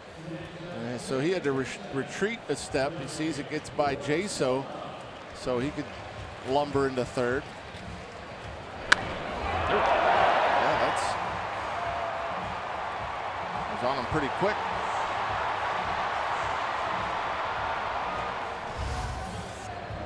So second and third for the Cubs. They'll intentionally walk Tommy La Stella. They'll fill him up with 1 out. Alex Avila, the Cubs catcher, has struck out both times tonight against Cool.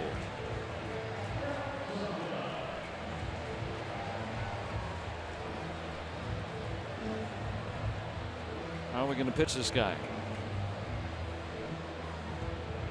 First time up, Avila didn't swing the bat.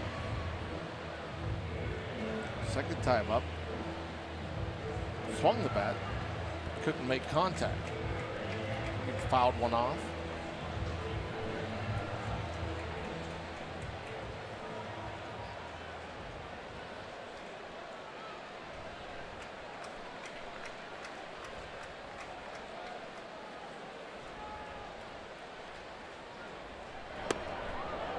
And ahead, strike 1.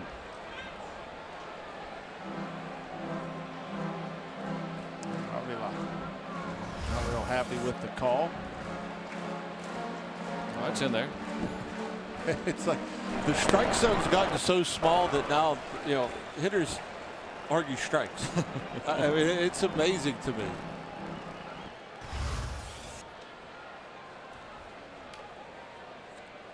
Bases full of Cubs with 1 out. And even.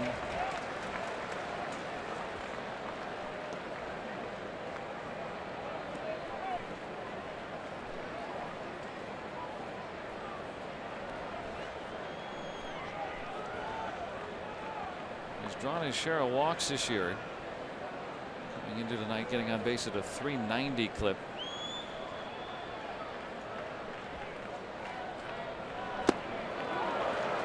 He's ahead in the count.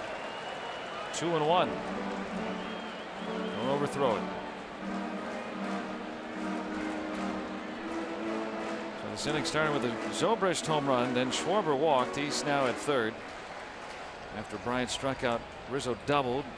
He's at second. Listella intentionally walked. He's at first. Key point of the game. Down a run, 6th inning.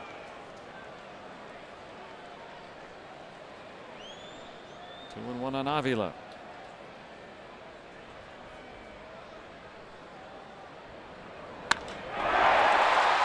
Belted in for a base hit. And the Cubs lead 2-0.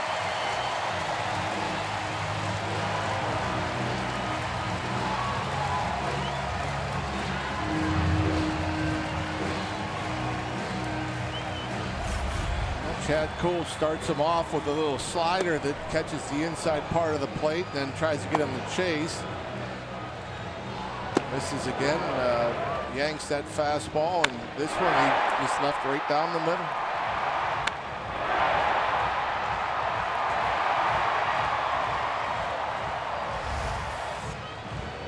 That's going to be it for Chad Kuhl tonight.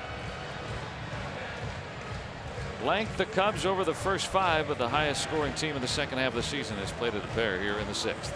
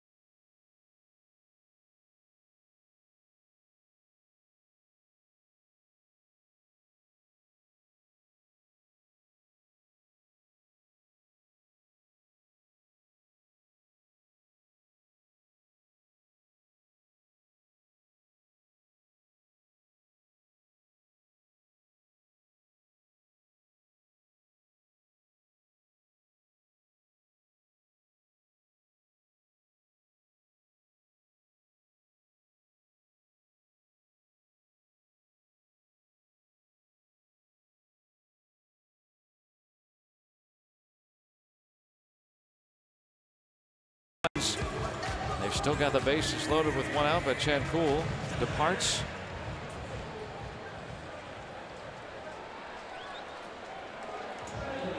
And we've been seeing a lot with men on. A.J. Schugel coming aboard. Yeah, Schugel's been as reliable as anybody coming out of the bullpen late, and you see the numbers have indicated that. A 1.23 ERA, 3 wins in relief, 22 innings of work, and need a big pitch here. Get out of this jam.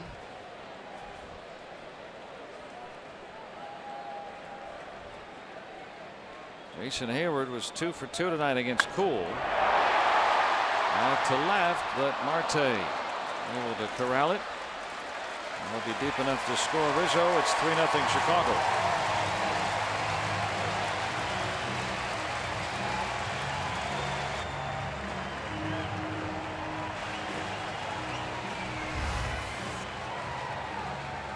Like a first pitch fastball running away. Hayward stays on it. pitch you hope he pulls and hits on the ground, but he stays on it, hits it hard. Marte looked like that ball got in and out of the lights.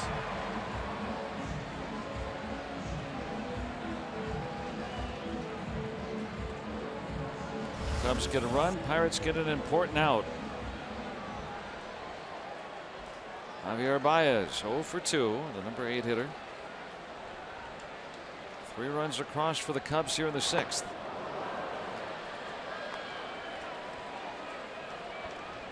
I like seeing Schugel's very good changeup against the free swinging Baez here.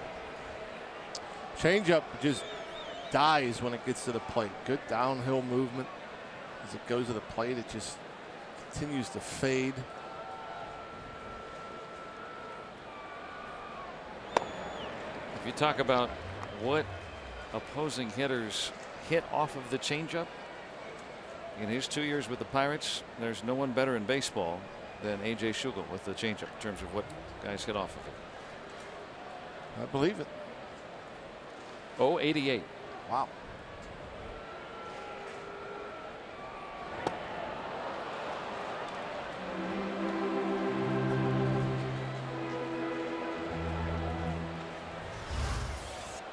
Baez could learn to keep that bat head through the zone and not be so overly aggressive and try to hit the ball as far as he can every time up. No telling what kind of numbers he could put up. Another changeup, and Schugel quickly douses the Flames, but the Cubs pick up 3.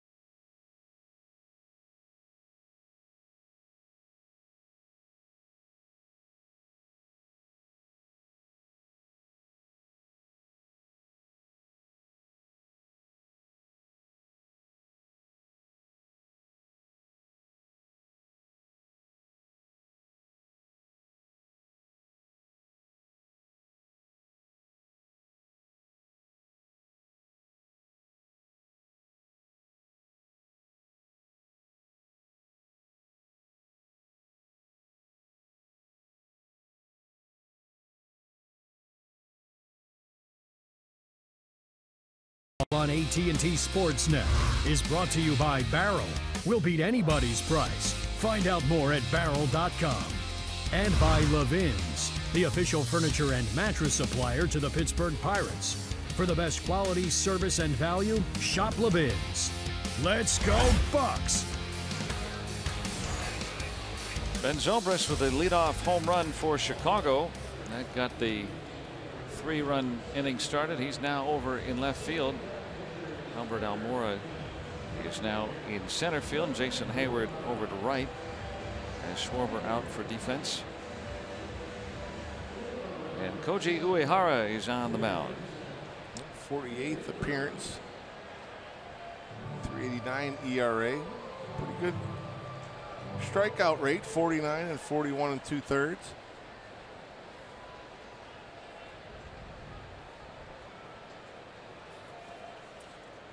David Freese will lead it off.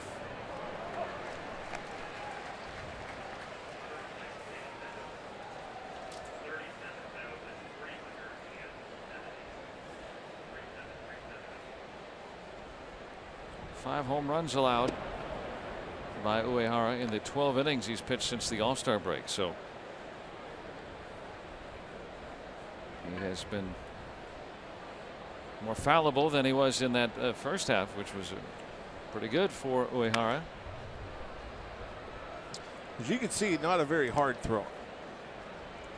Guy coming out of the bullpen. Only John Jay with a lower average velocity. John Jay averaged 57.6 miles per hour. Uehara at 87. The outfielder, John Jay.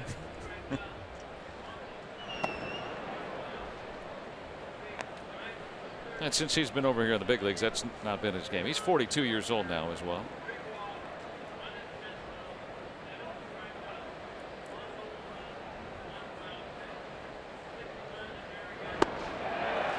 He's chasing and striking out to start the Pirates' seventh.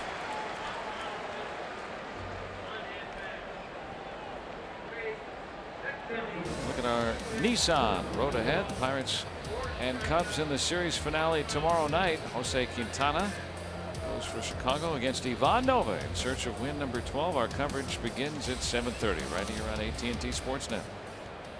There's Mr. Nova on the left. Jaso out to right, and he'll get one back. A one-out line drive home run for Jaso.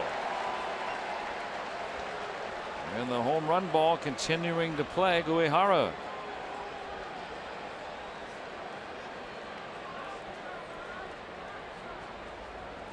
Blows a kiss.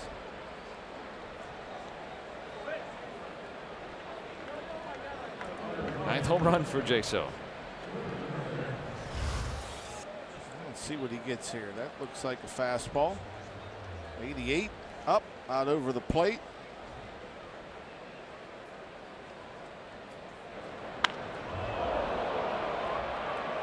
With that basket, even if it didn't get in that first row, a little help. That's why they call it the friendly confines. Straight away left, straight away right, where that wall comes back in. About as short as anywhere. Yeah, you're almost better off hitting it there than down the lines.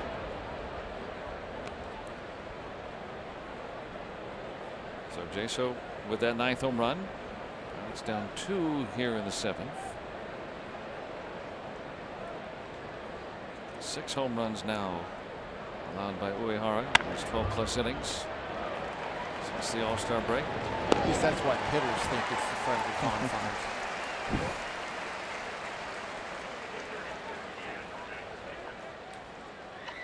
Well, 90% of the game is half mental, right? Yes, sir. Yogi Berra said that.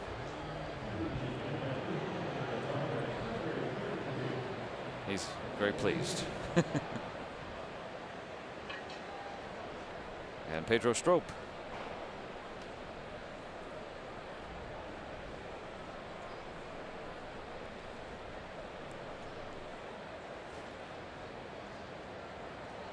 Elias Diaz batting here for Chris Stewart.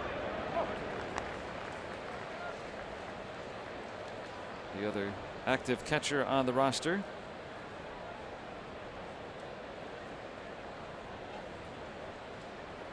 Diaz has some power, but he has not homered since June. That includes his time down at AAA.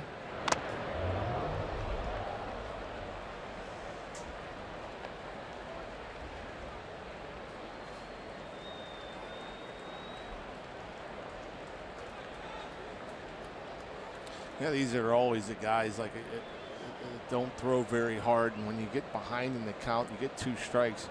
Man, it just seems like you have to wait forever to battle this at bat. The ball just doesn't seem to get there. At the end of the bat, yeah. Zobrist playing deep, and Diaz with a pinch single. Well, now the tying run will come to the plate after the Jaso home run. Diaz's single. It's the split. Probably wanted to get it away, left it in.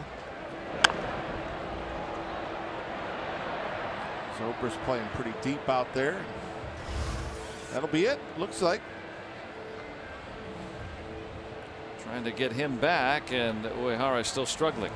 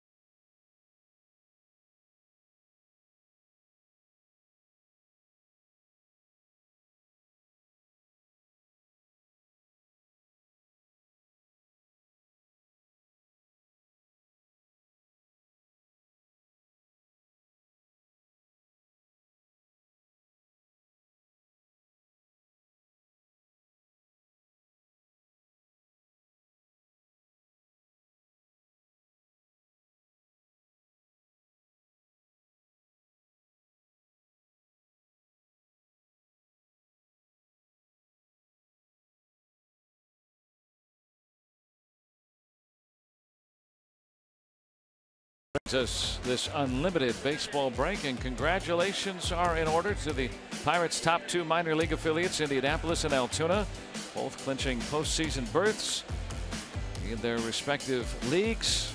Indianapolis by virtue of a Columbus defeat tonight, and Altoona winning 3 consecutive postseasons for the AA club. And for Indianapolis, 4 division titles now in the last 6 seasons. So Pirates minor league system continuing to produce players for the big club and winning on their own right. A lot of talent, upper levels of the minor leagues. Pedro Strop, 57th appearance, 3.44 ERA. Opponents hitting just 2.04 against him. The crooked capped right-hander. Jose Osuna pinch hitting for Schugel. Schugel came on with the bases loaded. That allowed one of the inherited runners. Got the final 2 outs of the inning.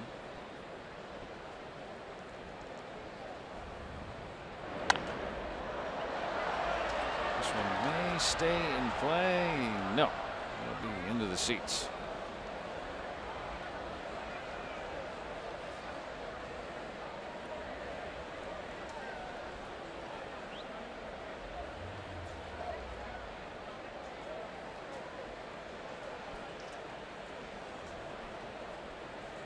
Long ball ties it back up. Cubs finally breaking that scoreless ball game with 3 across in the bottom of the 6th. Pirates have got one back on a Jaso home run.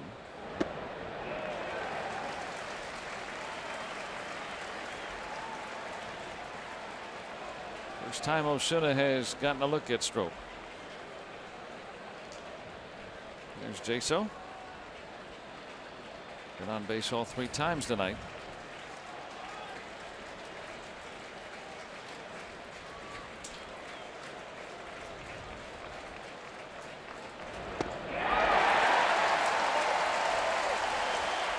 Pirates get one back. The Jaso home run. And as the gunner used to say, you could kiss it goodbye. 3-1.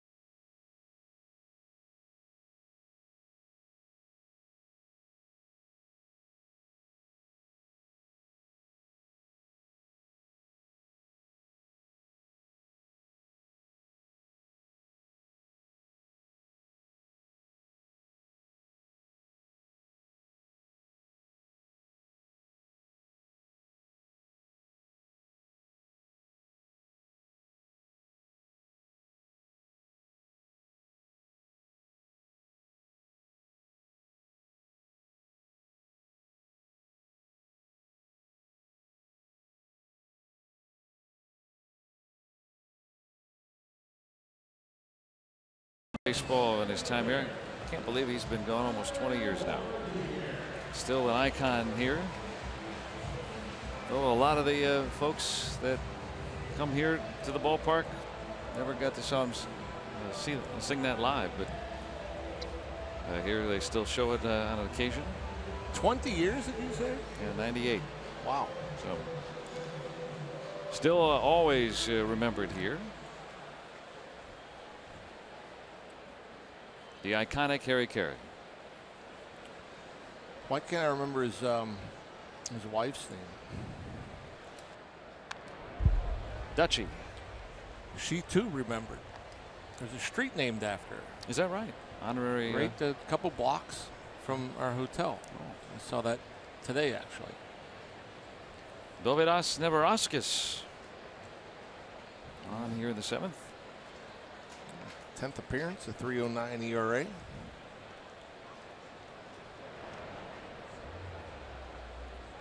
I was thinking of you when Neverauskas got called up. This is his 5th stint with the Pirates this season. And with the roster expansion coming up, probably going to stay the rest of the year now, but he has not been up for any extended period of time. Were you ever up and down, shuttled up and down like that in the season? I don't know. Most times, I don't know. I've been shuttled back and forth. Yes, I don't recall how many times. Just got the call and went.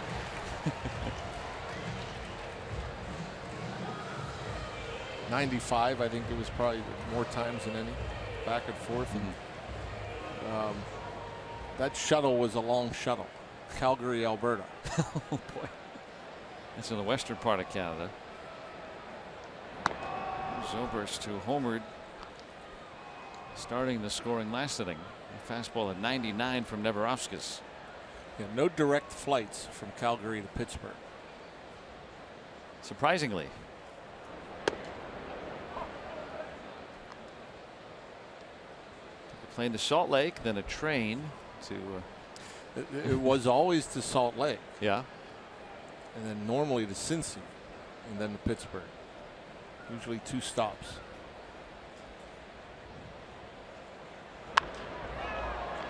Softly hit. And there's the second out. Let's go downstairs to Robbie. He's got more about the minor leagues. Yeah, guys, yesterday the Arizona Fall League announced their rosters for the upcoming 2017 winter season. It begins October 10th and works its way till about mid-November. And you look at the Glendale Desert Dogs, the Pirates are going to be well represented. 7 Pirates, guys from the Pirate system, headed out there to play, including former first-round pick Cole Tucker and also Mitch Keller, who's being reported already as the best pitching prospect to play in the Arizona Fall League. Taylor Hearn mentioned in there as well. He was the other guy acquired in the Mark Melancon trade along with Felipe Rivero from the Washington Nationals last year. And for those who don't know, the Arizona Fall League is owned and operated by Major League Baseball. 6 teams and hundreds of all-stars have come from there. And how about this, Rock and Block? 27 Rookies of the Year and 16 MVPs finished their final stages of development in the AFL. So the Buccos sending 7 guys out there. Pedro Strop lines out to in the inning. They left him in. Thanks for that report, Robbie. Good to see all the Buccos prospects figured out. Through 7.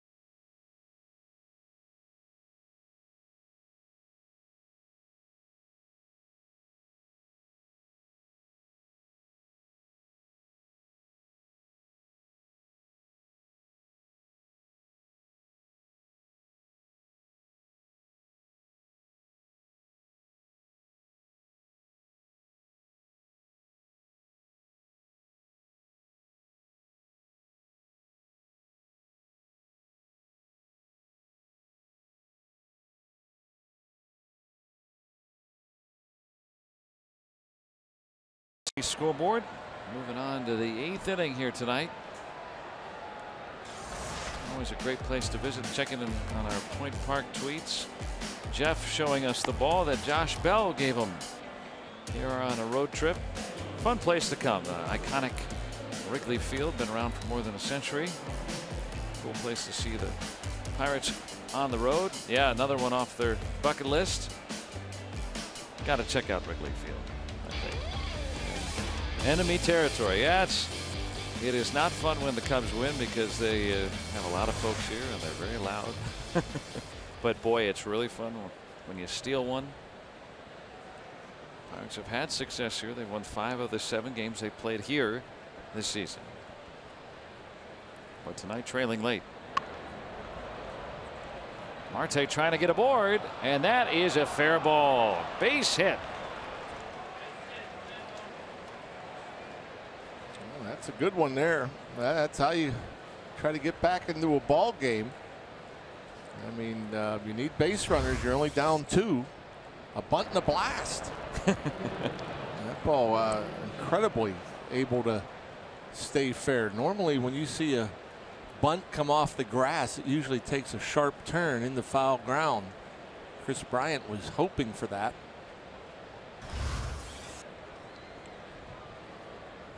And if he had picked it up, I don't think he's going to get the speedy Marte anyway. So Marte aboard. Josh Harrison has doubled tonight in 3 at-bats.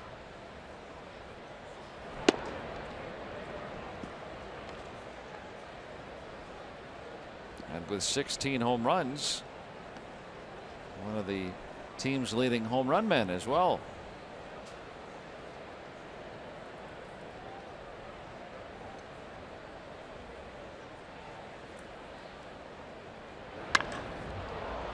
And underneath it. Almora with the first out here in the Pirates' 8th inning.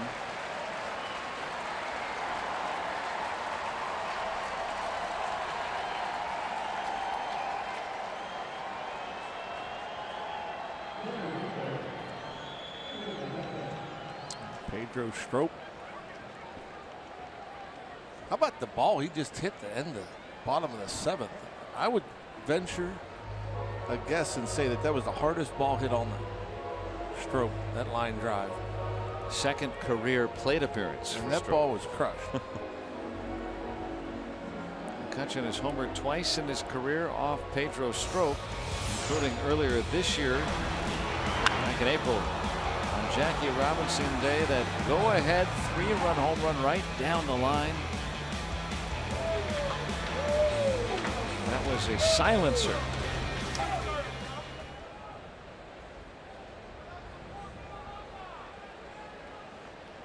So going into this at bat confident, clearly. Hitless in 3 trips tonight. He's due. He's had a down month. That's a foul ball. Yeah, he's gone 75 plate appearances now without a home run. So you figure maybe this is the matchup. Yeah, I mean, that was a breaking ball. Strop, who throws hard, does like to throw that slider, and they did hang the slider to McCutchen. If I'm not mistaken, it was a 2-strike pitch that Andrew hit out. A 3-run homer back in April.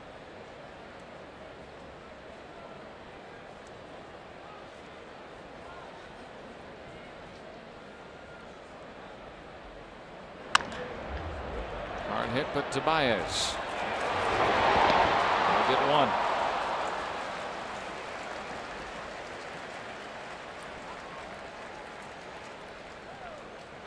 So the Pirates trade runners and the Cubs secure the 2nd out here in the 8th.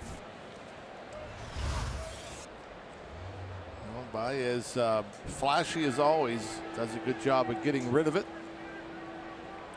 McCutchen too much speed. Marte goes in. Costello was trying to draw some contact there, but 2nd visit, so Strop is out.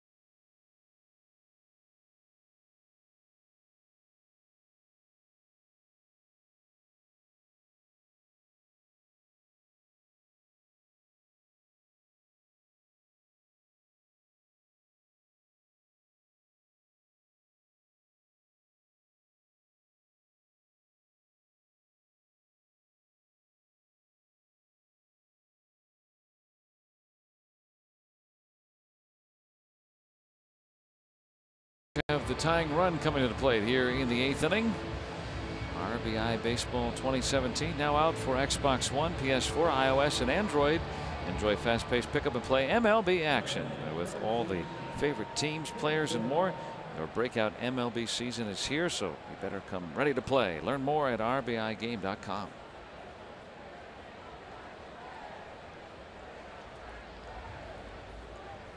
Brian Dunsing, 56th appearance, 2.41 ERA, 55 strikeouts, 52 in the third.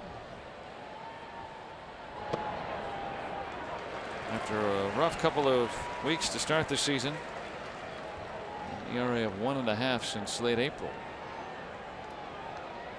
So even better than those numbers. And the Cubs wanting to turn Bell around. Slugs about 100 points less from the right side.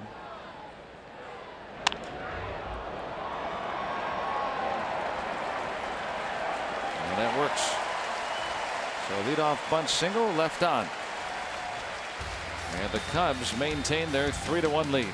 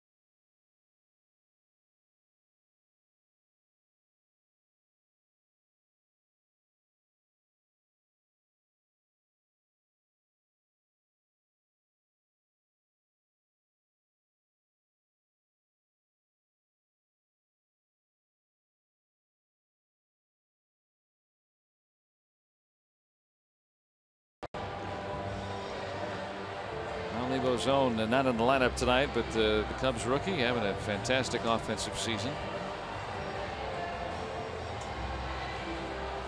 Ian Happ, a name that we'll probably hear a lot from in the coming years too. Daniel Hudson on to pitch the 8th. 58 appearances, 2-5. 4.62 ERA. Opponents hitting .243 against him.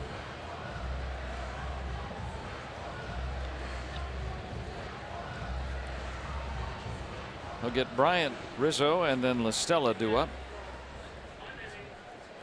Novidas Neverauskas faced 3 batters, needed 8 pitches to retire the side in order.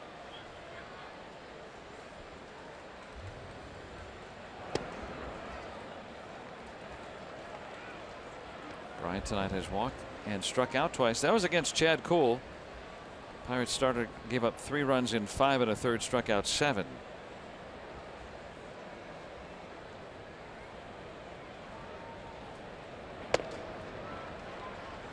And we were talking about this when the game, before the game began tonight, you know, trying to get those Pirates bats going. I mean, the Cubs coming into this series, as of right now, in fact, too, I mean, the best offense in baseball since the All-Star break. They're very difficult to keep in check. Last night, 3 earned runs against them. Tonight, 3 earned runs against them. I mean, you know, the pitching's done a decent job limiting a potent offense, but can't score. Yeah, that's been a problem. The offense, just 5 hits through 8. And just like last night, a solo home run accounting for the scoring. Mercer last night, tonight Jaso. A pitch walk to Bryant.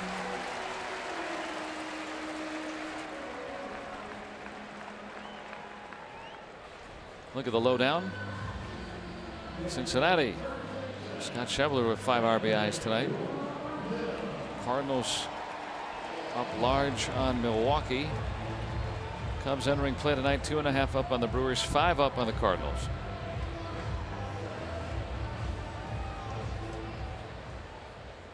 Washington still leading the Marlins by 13 games in the East.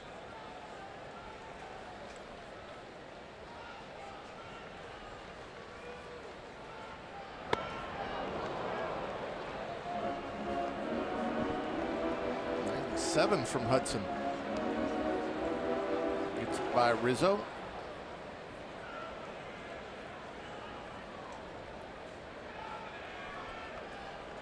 Yeah, the stuff is certainly there from Daniel Hudson.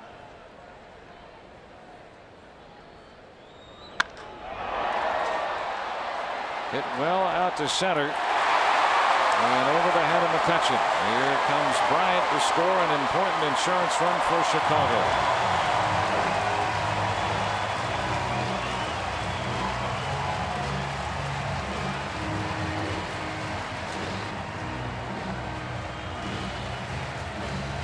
This was a bullet. Made an adjustment. Turns this fastball around. Thought maybe Andrew was going to be able to bring it in, but the ball was just hit too deep. Traveled too far. Bryant going hard all the way. Scoring without a play. That's a big swing. Instead of getting a man on and bringing the tying run into play, now you got to get 2 aboard. At least. Still, there's nobody out here. Rizzo with a 3-hit night. This one may stay in play. Yes, David Freese gets an important first out.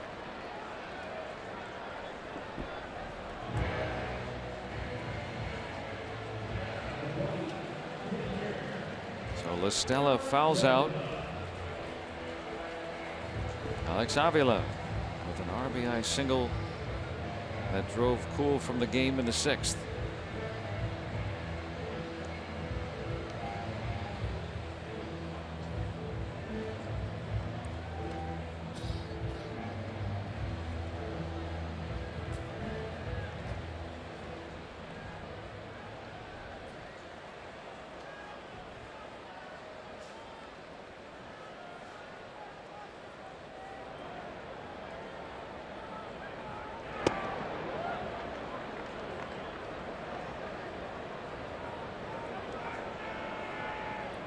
Justin Wilson is the lefty, and Wade Davis the closer. I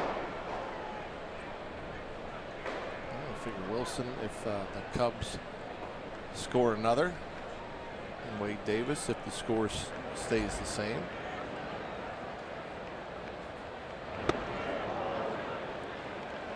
I like how they're warming up facing each other. That's different. Don't usually see that. Nope.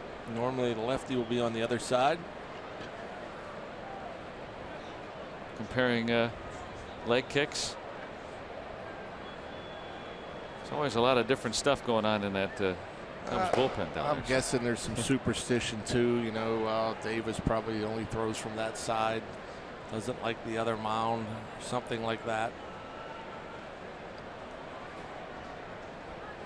Hank White in the bullpen tonight.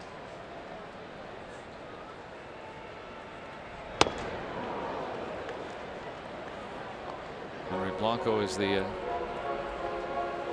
bullpen coach tonight with Lester Strode. There he is on the right.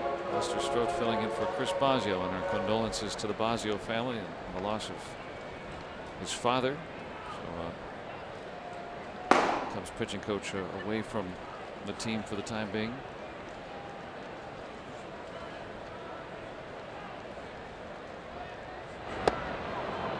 Good breaking ball there.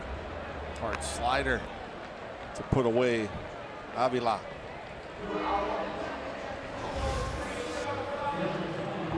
See it breaking late. Not quite a back foot slider, but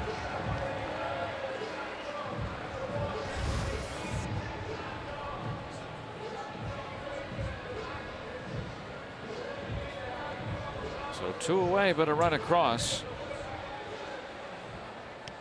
Jason Hayward, 2 singles and a sac fly back in the 6th.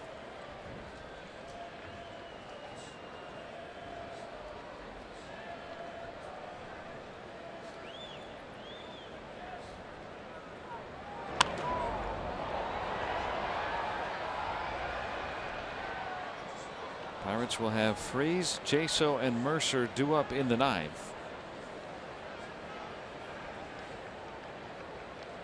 I like the way Hudson attacked Jason Hayward. The guy likes to get his arms extended, has that open stance, but velocity in on him, I think, is the way to go. Trying to do that again.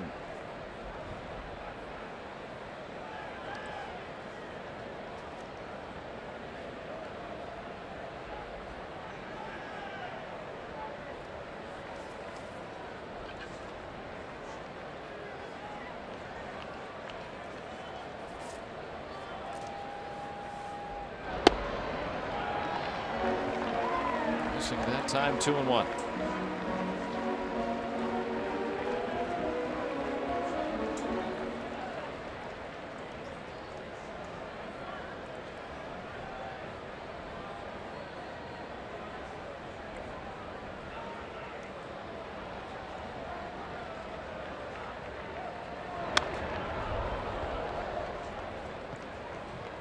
Two balls, 2 strikes, 2 outs to number 22.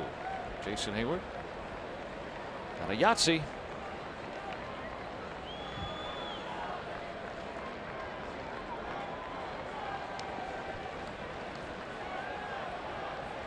Five twos, right? That's right. That would be a Yahtzee.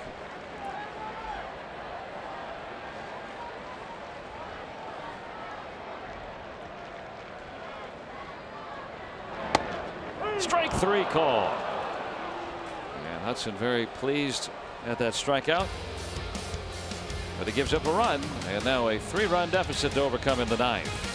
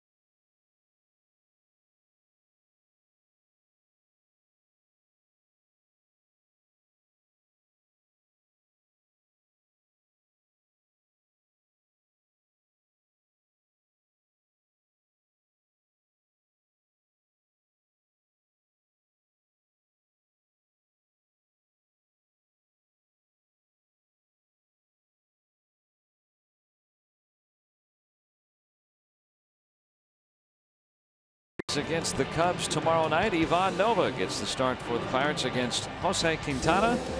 And our coverage here on AT&T Sportsnet begins at 7:30 with Pirates pregame presented by WB Mason.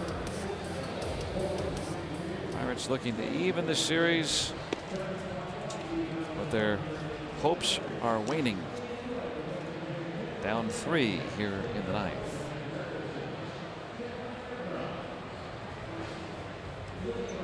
There's Nova. Will get the ball tomorrow. And Ian Happ does get in the ball game tonight. He's out there in left field.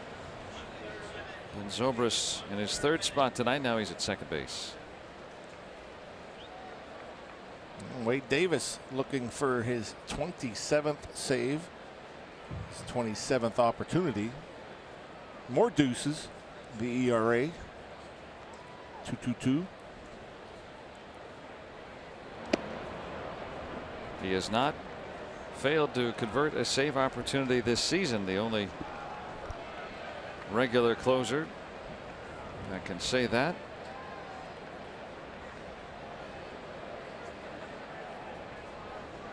Freeze tonight 0 for 3.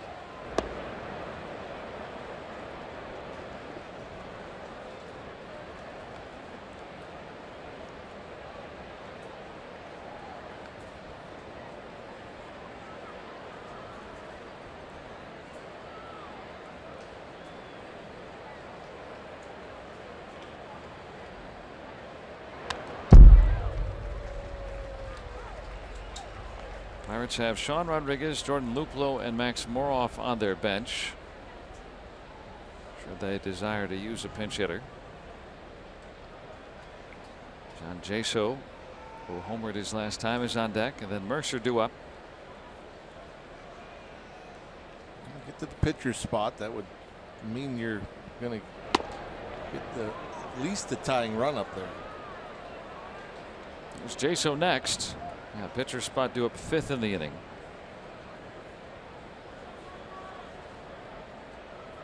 There's Moroff in case.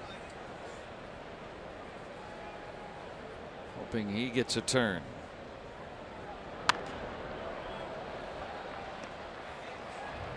There's Jordan Luplow. Just recalled again yesterday. Still looking for his first big league hit. He's showing a lot of power down in the minor leagues. Again, he's praying that Pirates can score 3. Sneaking up on Bob.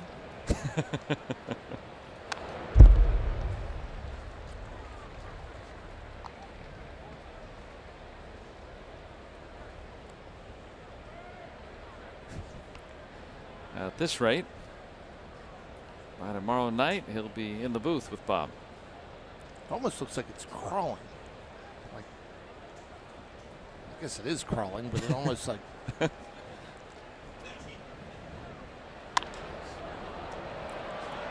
Will this drop? No, it's going to hang up long enough for Alan Moore.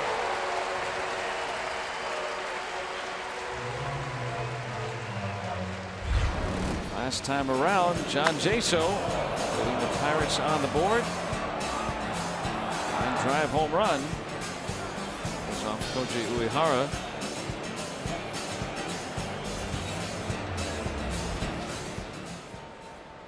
Pirates need more of the same, down 3 with 1 out here in the 9th.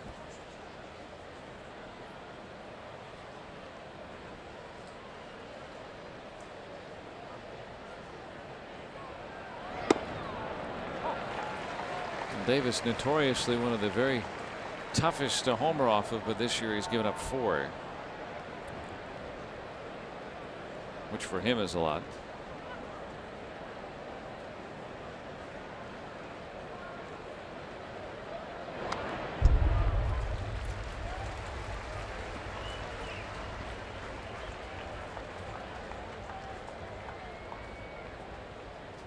Pirates hanging on by a thread.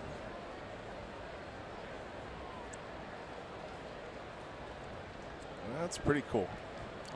Almost looks like it's hanging upside down. That is going to get in, and Jaso's been aboard every time tonight. Get another, and the Pirates and their rally mantis can bring the tying run to the plate. Yeah. Another base runner.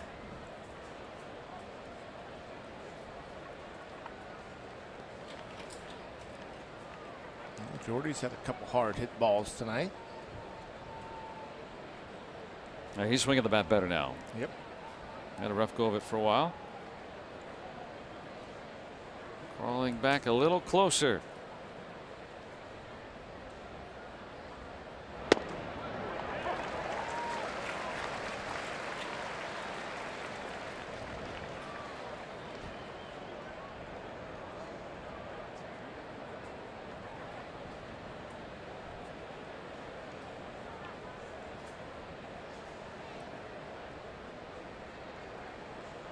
Jaso at first with 1 out.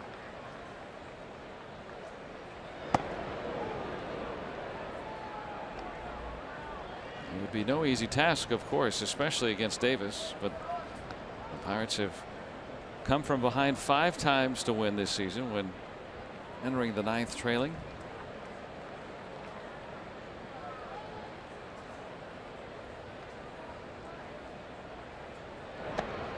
Need base runners. Another would bring the tying run to the plate. Casio and Felipe Rivero, just in case.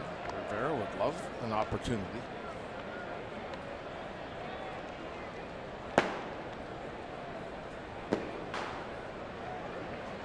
They'll start throwing a little harder if they can get another man aboard.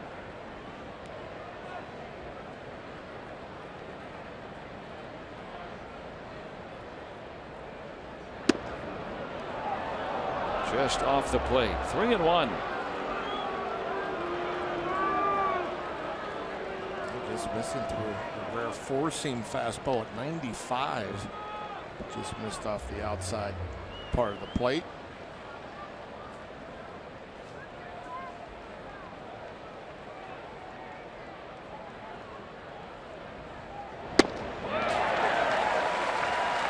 Brought it in a notch.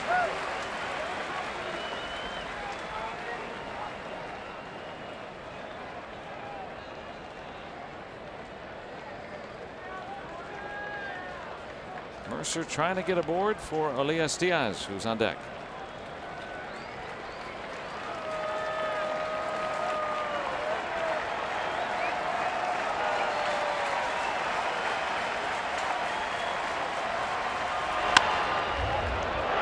Down by Bryant, and they'll get 1.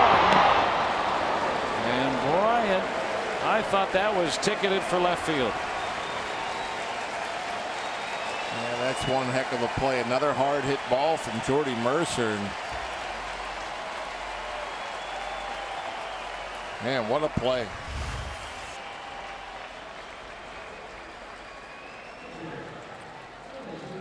Gloving it cleanly and getting enough to force Jaso. And a good play by Zobrist too. I mean, that was a tough little pick over there at second base. I mean, that ball could have easily been thrown away. So instead of the tying run being aboard, now just Mercer at first with 2 outs. Elias Diaz. We'll see a strike, and Mercer not being held on.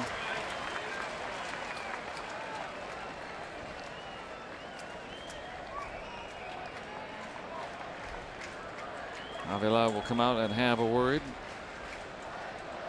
with Wade Davis.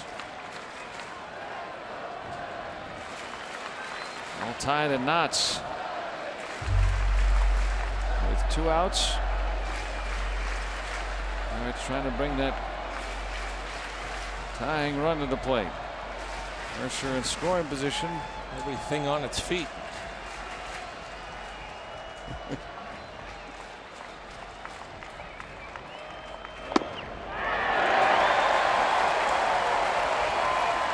now the Pirates down to their final strike.